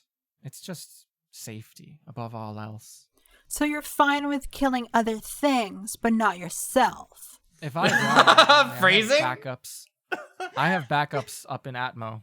I'm not concerned about that. That's so microwave of you. What? I very much am fine with killing other things. Is there any other orders of business that you have up here, or was this meeting done? I appreciate the information you've given me. I'm not at liberty to offer you positions with Shrike Dynamics, as we don't employ non-Shrike Dynamics droids. But thank you. Have fun working with the consortium, of course. Do you want anything from this woman? Do you want to investigate anything else in this room? What I really want to look at, like just as she's talking to Xenon, is I really want to look at this this thing that's frozen in the specimen creature, tank. the sentient thing. Okay. Yeah, I'm very curious about that. As her attention focuses on Sid, what are you doing in this room? Cleaning, sweeping. Okay. Yeah, there's like all the parts that just shot out of Aiden's shoulder. I'm literally like, oh shit. Yeah. She seems to smile and smirk at you as you do that and seems pretty happy and everything's good. And then she'll address you about the weapons thing, Xenon and Sid. Meanwhile, Aiden, you kind of like peek over at that tank. It seems frozen. It's like some specimen in there is frozen, so all like an ice sample, like an ice core sample. Although there's a bit of thaw to it. On the front are some controls to control the thaw. Right now it's just set to passive thaw, but there is an active defrost option. And inside of it, it seems to be some sort of, it looks like a cross between some sort of spider-ish creature and goat kind of thing. And it's upright and humanoid. Like it has a goat head with many arms actually, and then like goat legs, right? If that makes sense. And it seems to be frozen in some sort of like, as if it's like getting up out of a chair. Like that's the position it's frozen in. Like it almost looks flash frozen. And it has like these cool as fuck gothic era, like thick robes on that almost look like on less technologically developed worlds, there's a lot of people that still dress like this. Or even like some people bring it back as high fashion in inner rim places in like fun parties where they dress up as it's like the people who go thrifting, but like yeah. But it's like Victorian era attire that's very clergy adjacent, I would say. Cool. Okay. On this goat alien. And again, on the tank it says Ojin Sentient 01 sample. Okay. Interesting. Well, I think our business is done here. Yes, I think it is. Please leave the lab right now. Does it sound like Ikrid's done? Oh, obviously she's done. That's why we can start hearing stuff. Yeah, you guys are on the comm. So basically at this point we know that, okay, our business is down here, right? Yeah. Distraction complete. Well, thank you very much for... I'm sorry. Could I ask one favor of you? Sorry to interrupt. Not that sorry to interrupt. When you go down to the flight deck, could you send Captain Alcatraz up to speak with me? We have to have some words about this budget of his. Are we allowed to make orders like that to him? I just don't want to, get hurt, because that would be so antimatter. Seed will go with you to make sure that you don't get injured. That's a supernova plan. I'll let him know. Wonderful. Error. What? And just like that, you all can leave the lab if you'd like. I'm going to try and make an attempt. Like, like the ball hop thing.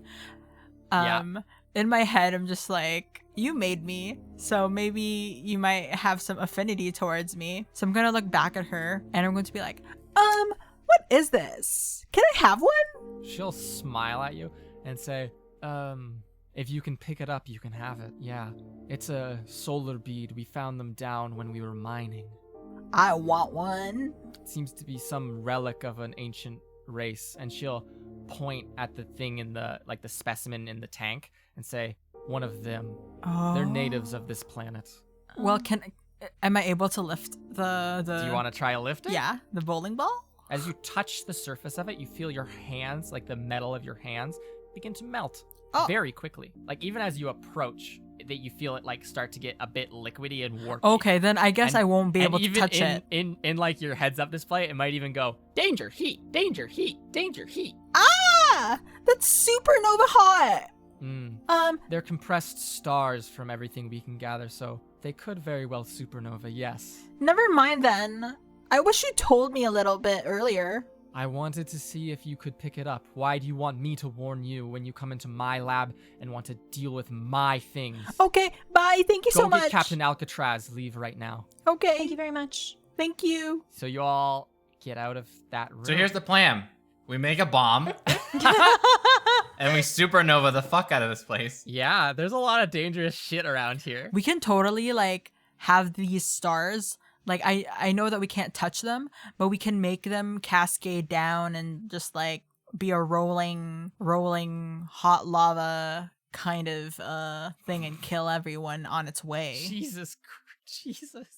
Ikrid, at this time, you are also coming down the ladder, finishing your diagnostics up top. So everyone's meted back up on this landing. The large combat droid, the one who just stabbed you, Aiden, is still here. By the way, you have operational use of your arm. It's almost like a torn rotator cuff, essentially. Okay, got it. Okay? It's not like you're debilitated. It's just damaged. Okay. Like maybe if someone spilt water on you, you'd short circuit, but whatever. What's your damage? When's that gonna come up? But this large droid is standing out here on this landing with you and will say, "Shall we go get Alcatraz?" I guess so. Affirmative. After you, Beep beep. I will take up the rear of the pack. And it menacingly walks behind you down the stairs. Just to be sure, to get up there, we went on a ladder, right? To get up to the comms, there was a okay. ladder. Never mind then. Which would have been a problem for Sid. I don't know if Sid can climb ladders. So just Magnets. to ask, so like they came out of their space. I was still upstairs in comms and then were we done at the exact same time or? I want to say you're done at the exact same time because Okay. that's narratively fun and if like I convenient. could, Yeah. I go to like I imagine like there's a viewpoint down below. So like Yes. I'm gonna like open the hatch, like start opening the hatch slightly, Yeah. and I'm gonna see them coming out.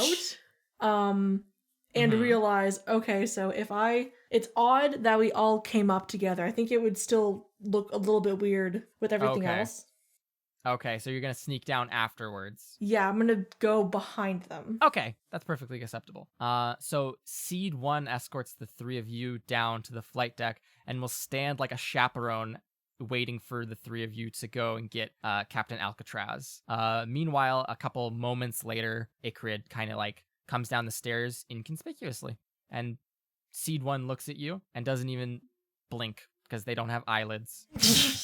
But this is to say that it does not raise any alarms that you came down. It seems you were just doing a diagnostic check. I'm going to make I don't know what's happening on their end, so my thought process is, okay, go down the elevator, get back to like the main floor where the mechanics are supposed to be to like blend in and wait for them to come down and kind of follow their lead from there. So yeah. Okay.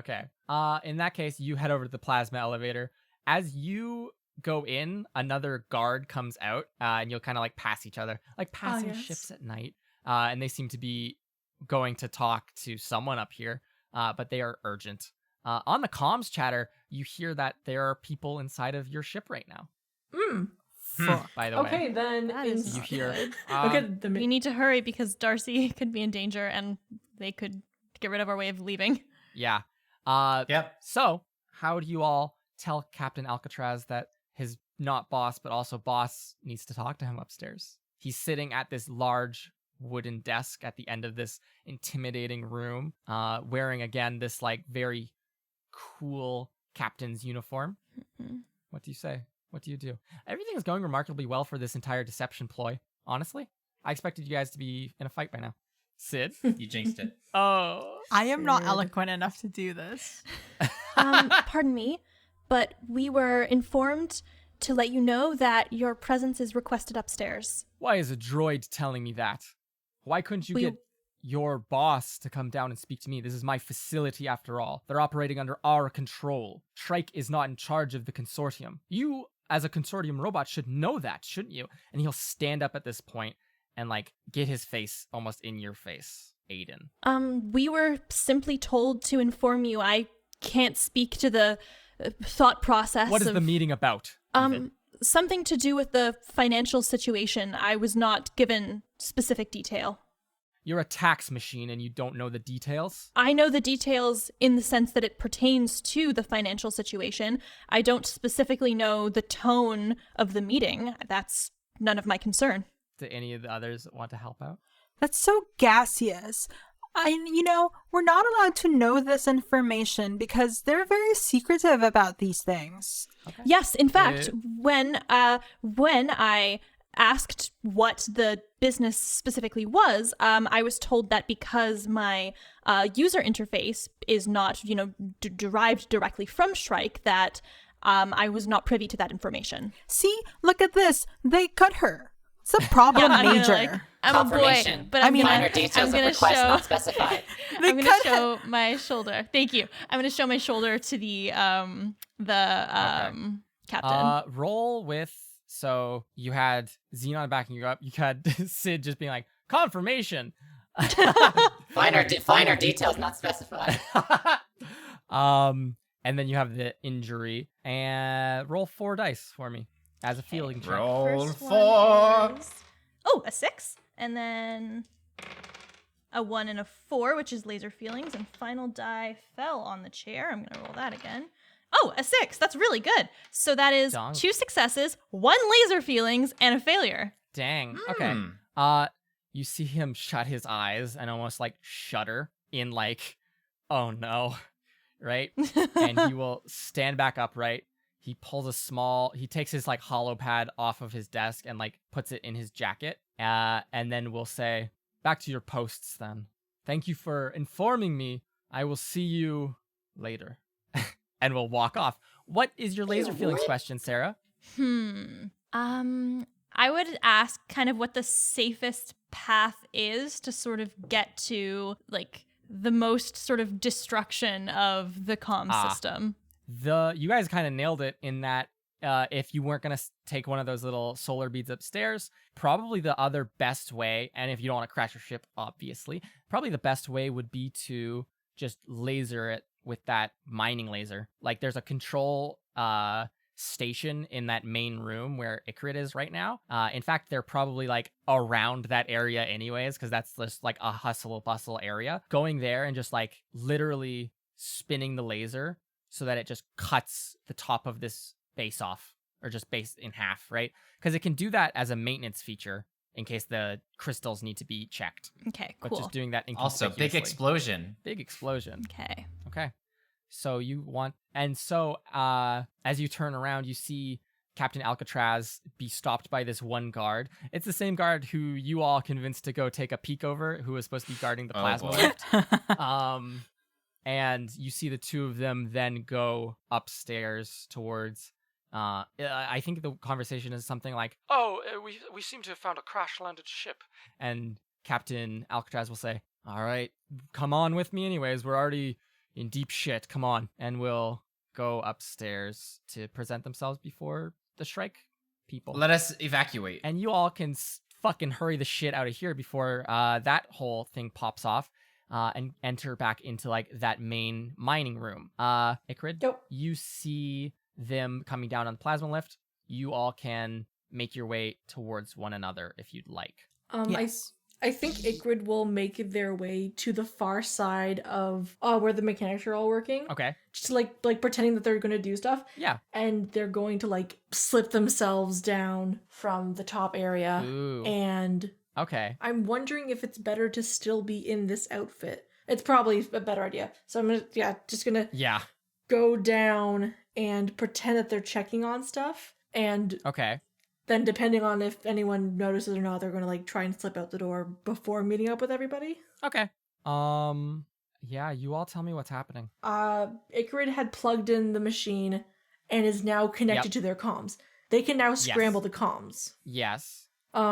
The big thing at this point is getting out to the ship, getting the people off of the ship currently. So a comm scrambler could just be removed. No. Like that just requires some technicians to go look. To be connected. Sorry, I think there was a miscommunication on how because my impression was I had to plug it in to get the system linked up with comms, and I still have the machine with me.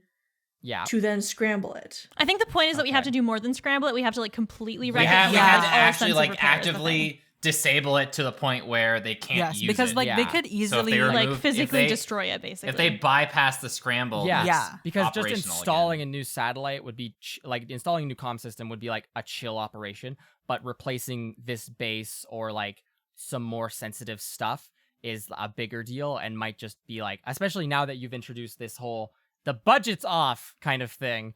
It might be a deal breaker for the continued blockading. Of I this mean, sector. they're already like killing like we already like broke the system inside. That is true. You know, like the two Mhm. top dogs are like one Yeah. is going to die. Okay. Are we all like together at this point? I think Ikrid slipped down to see y'all. Yeah, like they were waiting until they saw everybody else come down the elevator and then they would. Okay, perfect. I was just going to say, Great job, Ikrid. Well, I really think that we should start doing some stuff because there is about to be some killing happening up there. Well, that's good for chaos, yes? What?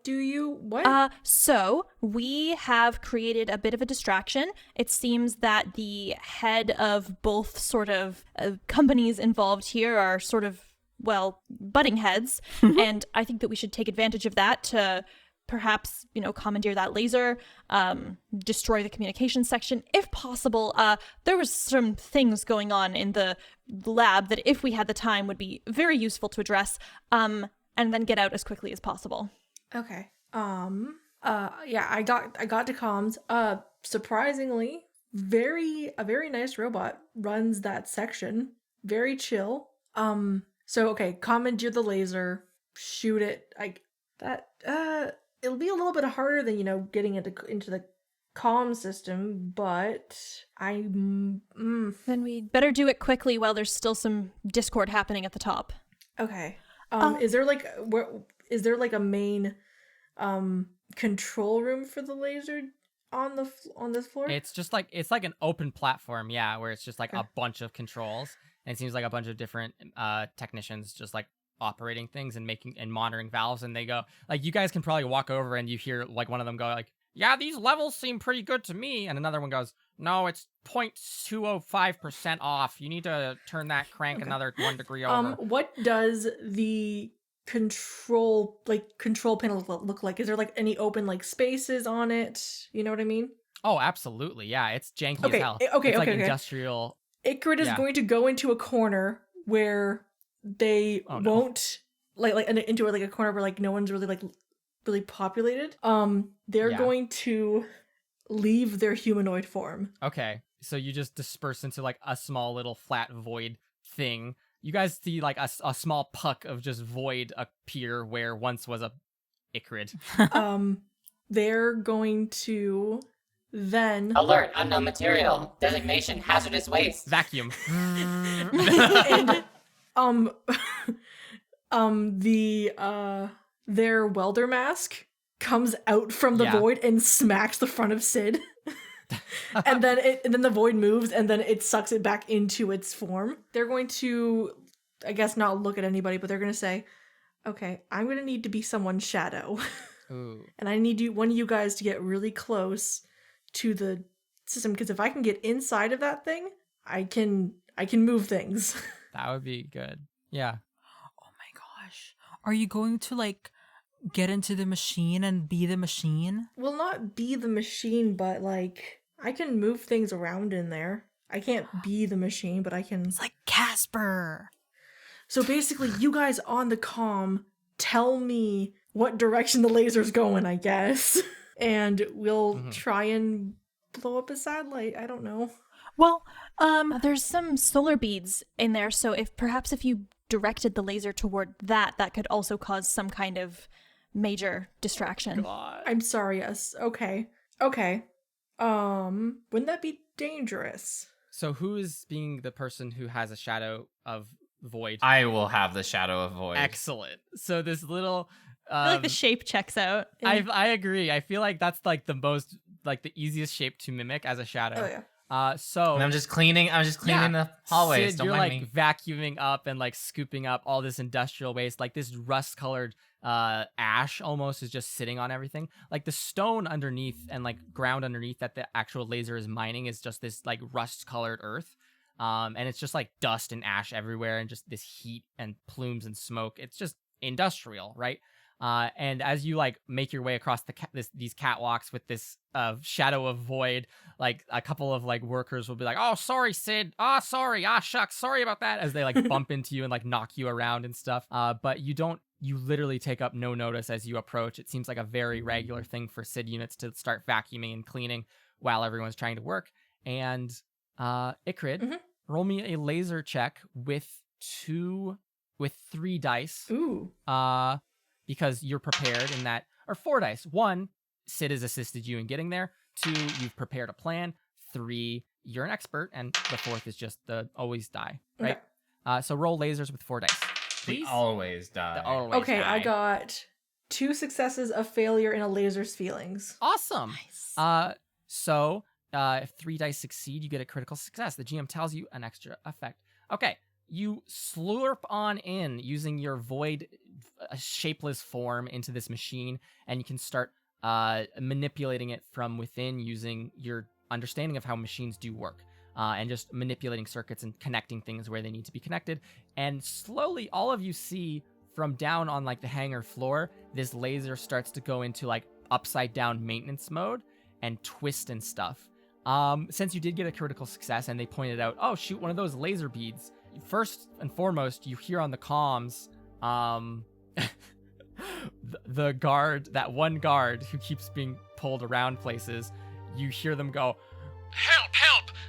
Captain has been shot!" And then as they say shot, you hear blaster fire or laser fire on their comms channel. Oh. So it seems like some people have been shot upstairs, but that's inconsequential. Because then you turn the laser over and you just blast the hell. It just is cutting through the side of this entire base as it goes from like pointed down and just shoots directly to the side and then slowly tips up and pointing at that lab. And it's like 2 seconds of like just this melting. Everyone is panicking. And as this laser starts to spin, you hear some people go, "Who did that? Who hit that button?" There's a right? button. And just like one freaking button out. got pressed. Danger, heavy debris in facility. A lot of other Sid units start rushing around. You see guards rushing. Everyone's Oh my scrambling. gosh. As like this laser's just cutting through everything. And then it halts in like a slightly off-kilter upright position, pointed, as you all know, directly at that Shrike lab. And then you hear a small pop, and light and heat starts to emit from the top of the tower as one of those solar beads has been triggered. You then hear a second pop, and then a third pop, and then a fourth pop, and then a fifth Popcorn. pop, as 5 now suns are decompressing in atmosphere. So that ice is probably melted there, hey? In that room? That I ice think is probably melted there in that room, yeah. Good, Ikrid is good. Yeah, going, and about over your guys' about to comm, die. you hear like Ikrid's were like, did it work? you hear an alarm blare out that goes, Emergency, emergency, evacuate. Yes, let's turn it. Let's turn it. Let's turn it. Turn it. Otherwise, the solar. Okay. What? and so you're gonna turn it back over. An additional note is that when the thing went upside down, all of your comms cut, right? So the Okay. last thing you heard was like that like someone's been shot, and then then a laser gunfire, and then nothing, just utter silence. Like your guys' internal communications work because they're routed through the ship, but nothing else. So Okay. everyone is scrambling and trying to get on transports to get out of here as the top half of the base or the facility seems to be collapsing. Those little solar beads you can see seem to be expanding Oh my a little gosh. bit. Yeah, You we can gotta see run. them We gots to run. melting through stuff. Like liquidized metal begins to drip from the ceiling on top of people and things. It's a very big mess. Cetus Cepetus, it's going to explode mega! Ikrid is going to slide out of the machine. Is Sid still like right by them or whatever? Cleaning. Okay, Yeah, cleaning up. A piece of molten metal falls in front of you, immediately condenses as the cold wind blows. I think it falls as molten metal. The freezing wind from outside gets through the giant crack in the side of the building now, and it condenses and freezes a solid in midair and falls as a huge just nugget in front of you. And you immediately just like, Debris detected. Debris detected. Yoink. and start to clean that up. But Ikrid, yeah, Sid is still there. Okay, because I rolled a lasers and feelings, do I still get to ask? Oh yeah, you have a question. You get to ask me any question you want. Will we live? Okay. So, Sid's distracted, and I don't believe Sid can move very fast. Oh, Sid's a zoomer. Is Sid a zoomer? You don't know Have that I I can move offended very you? fast. Would be Have surprised. I offended you, Sid? I'm You sorry. would be surprised. There might be some aftermarket additions to Sid. Okay, so yeah, Icarid's going to stay in their void form, and they're just going to like, because everyone's panicking anyway, they're just going to shoot for the door, basically. Okay. Did you have a laser feelings question? With the panic happening, everything, would or do the guys who currently are on our ship, would they leave the ship when they hear all the commotion happening? Because they are guards of the facility. Yeah. I think 2 of them are still on board. The rest of them came back to base. Okay. That's it. And We they're could like easily kind of kill like that. sitting out like they're like, why are the comms offline right now? I don't know why. I'm so scared. I'm terrified. What if they're blowing up the facility? Oh, no. And then a giant laser goes through the entire building. Oh my god. And one of them goes to go, oh, I was really looking forward to dinner tonight too. Oh, it's gonna be beans on toast on toast. Just only beans on toast. So all of you, do you want to how are you very quickly getting out of here? Are you just gonna jump? I don't know. Okay, Magnetic treads. we have to go like past like the wall at the moment, or Yes. Well, everyone's evacuating right now, so it wouldn't be that weird to see us. The hangar doors are fucking open, and like I think 2 ships have already left. Again, that Shrike Dynamic ship is blocking everyone, so there is currently a large collision and a lot of people freaking the fuck out. So in that commotion, I think it's very easy for you guys to make any kind of escape you would want. Like, I mean, how far is because if we went through the exit that we went through, that's the closest actual access point. Yeah, so just like down that freight elevator and out through that. Well, they emergency exit said door. that during an earthquake or fire, you should never go on an elevator. It's unsafe. It's true. It's true. So is there like maybe a Those little stairs suns that are- goes down there? There's no stairs. There's only elevators. You know what? What's up, Sid? Those stars, by tread- the way, are growing larger and larger and larger. If we're not taking the elevator, my treads are magnetic, so I'll just go on the wall. Like the And berm someone can like outside. sit on top or something. I don't know. So you want to go to like the edge and just like essentially just go over the little curb there and just give her down the side of this base, okay? Yep. Do the rest of you want to just hold on to Sid? I am. I don't know if Sid can support all of our weight. Can Sid support all of our weight? Does it seem like Sid, can you? It should. Like, you're rated for that much. It'll be a roll. It should. You'll make a lasers roll. It's not recommended, but it should. Okay, here's what I'm gonna do if it's not recommended is I'm actually gonna like reach into my pocket and I'm gonna pull out some of those elephant rocks and I'm gonna chuck it down to where I'm gonna land because that's gonna make it like blow up and make it like a soft landing. Awesome. All right. Okay. So is everyone going to pile onto Sid? with the As magnetic for treads? me, like if let's say that Sid fails and cannot hold all of us together, I am going to grab do they have any armors where like a shield that I can There's no snowboard on shield, or but something? Okay, here, how about this? There's a dead guard who had molten metal dripped on them from Oh, above. God. Okay. And so it just cut them in half. So the front part of their armor is just free and you can just tank it off. Okay, I'm gonna take that off. That's really brutal, and I'm sorry. I'm gonna take that off and sort of use that as a failsafe. If let's say that Okay, we're on like the a side sled? and all of a sudden Sid cannot hold us anymore, Okay. I can just All right. snowboard down. All right. And Ikrid, are you just gonna hop into Sid or something? I don't know the science of whether me being a essence of void basically makes me completely weightless or makes me Nope. Super doesn't. it makes me like a Super does not. super dense entity. You if you tried to go over, you would just fall and break yourself against the snow. So you can like get attached to Sid and somehow if you'd want. And then if all else fails, I'll just jump to where Aiden threw their thing and hopefully it'll catch me, I guess. Okay. So it's all of you are clambering onto Sid, and there's a cushiony, inflated gel layer at the very base of this slope. So that is Sid, please make a roll for me with a die because you have treads, so you're prepared. Okay. And then your 3 crewmates are assisting you, so that's 4 dice. Please roll for me. Oh, or boy. 5 dice, please roll for me because again, 5 dice. the I only always have there 3 die. out. They always die. Always die. That's not a good sign. Always die. All right, I got 5. Here we go. Pretty good. That's a 1 failure. That's 3 successes Okay. and a laser feelings. Oh shit. Nice. Okay. Really good then. So you zoom down this. The weight rating is perfect. I think even like the ice or like the heat combined with cold kind of like weird material property of the surface of this is like even helping. It kind of melts your treads a little bit, but it helps with this moment and stickiness and traction. And so you can make it down. As like the bonus thing, you see that there's 2 unprepared guards or soldiers, consortium soldiers, standing in the loading bay of your ship. Helmets off, just standing in awe of what is happening to their base. What's your lasers and feelings question? Or your laser feelings question? As you hear explosions going We're off like behind you. outside of the place, right? Yes, you are. You're Okay, like in we're the snow outside now.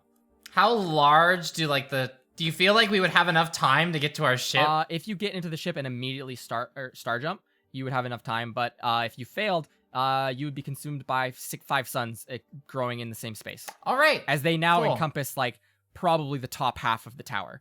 All right. Let's So- zoom to the ship. Okay. There's 2 guards there who see you coming towards them and will level their laser guns at you and say, No, please stop. I'm gonna open up. I'm gonna open up the front-facing part of my robotic frame, and I'm gonna pull out a laser gun Oh shit! with like a hand and blast and start blasting. Yes. Make a roll 2 dice or 3 dice because you're dangerous. You're an expert, you're prepared, and your regular one. Roll a laser check. So 3 dice. Yes. I believe in you. You've killed once, you can kill again. 1 success, but 2 fails. Oh, okay. There's a complication, harm, or cost. One of them you shoot directly in like the neck. They go down immediately. The other one, as you like try to quick draw on these guys, the other one shoots you, and it just like goes inside of you, like blasts in your internals because your like shielding is down right now. Which like. So, like, you immediately, like, your, I think, motors to, like, move your treads. I am not well. Yeah, they're dead. You're leaking fuel everywhere. Oh my gosh. This is akin to, like, a mortal wound on a person. And then after that happens, you shoot the other one in the chest and they fall over dead. Critical error encounter. As the suns continue growing behind you and you guys are, like, stuck, as Sid is stuck in the snow. Okay. Stuck I'm in gonna the like try to pick Sid like up. How heavy? Like how much does Sid weigh? Like can I lift? A lot. Sid is extremely heavy. Yeah. Like with some help maybe? You guys could probably Like- push them using the tread. Like, the treads aren't... You would have to push me Yeah. you using the have treads. to push them into the... Okay. I mean, I'm gonna go like behind them and there start is kind of another pushing. option, but Can I I- can't. But I can't say you'll maybe survive this or not. Oh, Do it. no. Do it. Do it. Do it. Okay, fuck yeah. Do it. Ikrit is going to wrap their arms around Sid and basically Yeah. push them into their form. Oh, shit, you got consumed. And they're very quickly going to run onto the ship to then dispense Sid out of their body before it's too long. So your body's just like a bag of holding. I my realized God. that earlier. Yeah, pretty Okay. much. Ikrit is just Kirby. I like that a lot. Like, Ygritte just kind of like tries to encompass you as like Aiden is like pushing you in the snow, like struggling. You feel like the pain in your shoulder really strongly now. And like you can do that very easily. That's not a roll. Xenon, are you gonna try to run and get the ship started? Yes, I'm Because going to. Those suns is pretty big right Yeah. now, folks. So I'm going to like utilize my shield thing that I used to basically and use my feet, which are practically wheels, to go faster than I could, just Absolutely. like to add more surface area so Okay, that I can zoom fast. Yeah, absolutely. You get to the you're already at the ship. Oh, But okay. yes, you're at the cockpit.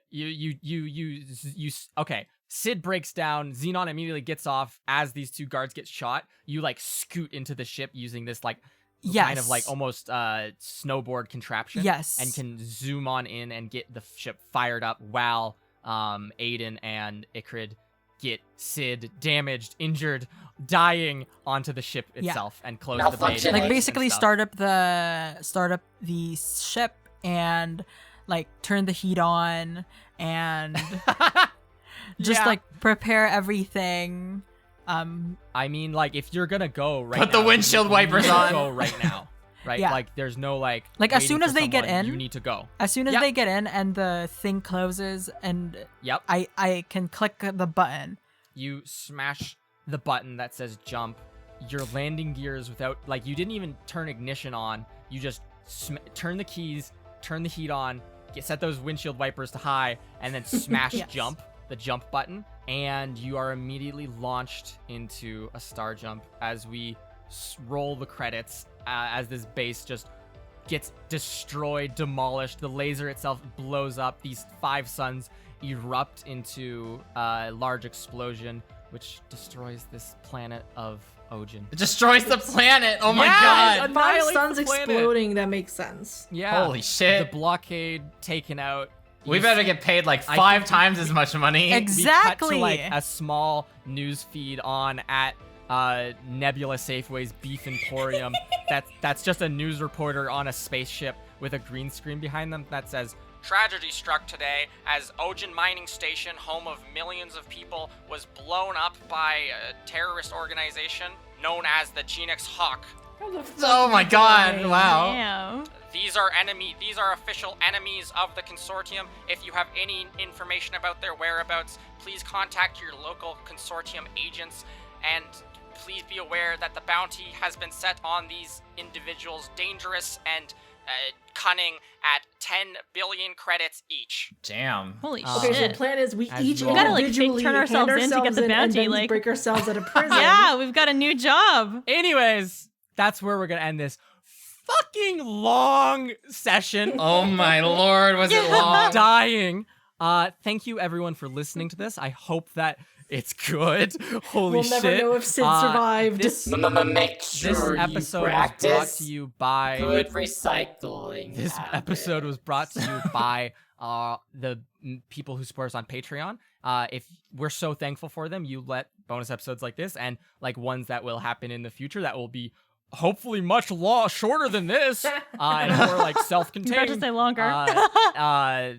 Help those happen in the future, as well as like other shows that are in the works and things that you might be hearing, and just generally like the operation of the podcast be a stress-free thing. So if you'd like to participate in votes for future bonus episodes, if you'd like to get some behind the scenes content, that kind of stuff, patreon.com/trialsandtrebs. There's a bunch of different tiers. If you have the means to do so, we would all really appreciate it. We also have social media at Trials and Trebs on Instagram and Twitter. We post teasers there and miscellaneous things on the Twitter. It's kind of like hit or miss. All of the content's very good, but intermittent in posting time. But you should still go and follow us there because it's funny whenever things do get posted. Also, there is a Discord server where there is a very active audience, the link to which can be found in the description of each and every episode. And of course, leave a rating and review if you thought this was a fun episode, or if you just Love us. don't want to do that, tell a friend about us, right? Like reviews and telling friends are like how the word about the show gets spread and how people can learn about us, like I just said twice. Anyways, I'm gonna go rest my voice because it's fried. See y'all whenever. Bye. Bye, everybody. Bye. Star Starjumpers! Jumpers! Out to space! Blowing up mining facilities. and planets, Killing millions of people. causing supernovas worth of untold damages. This is quite literally the big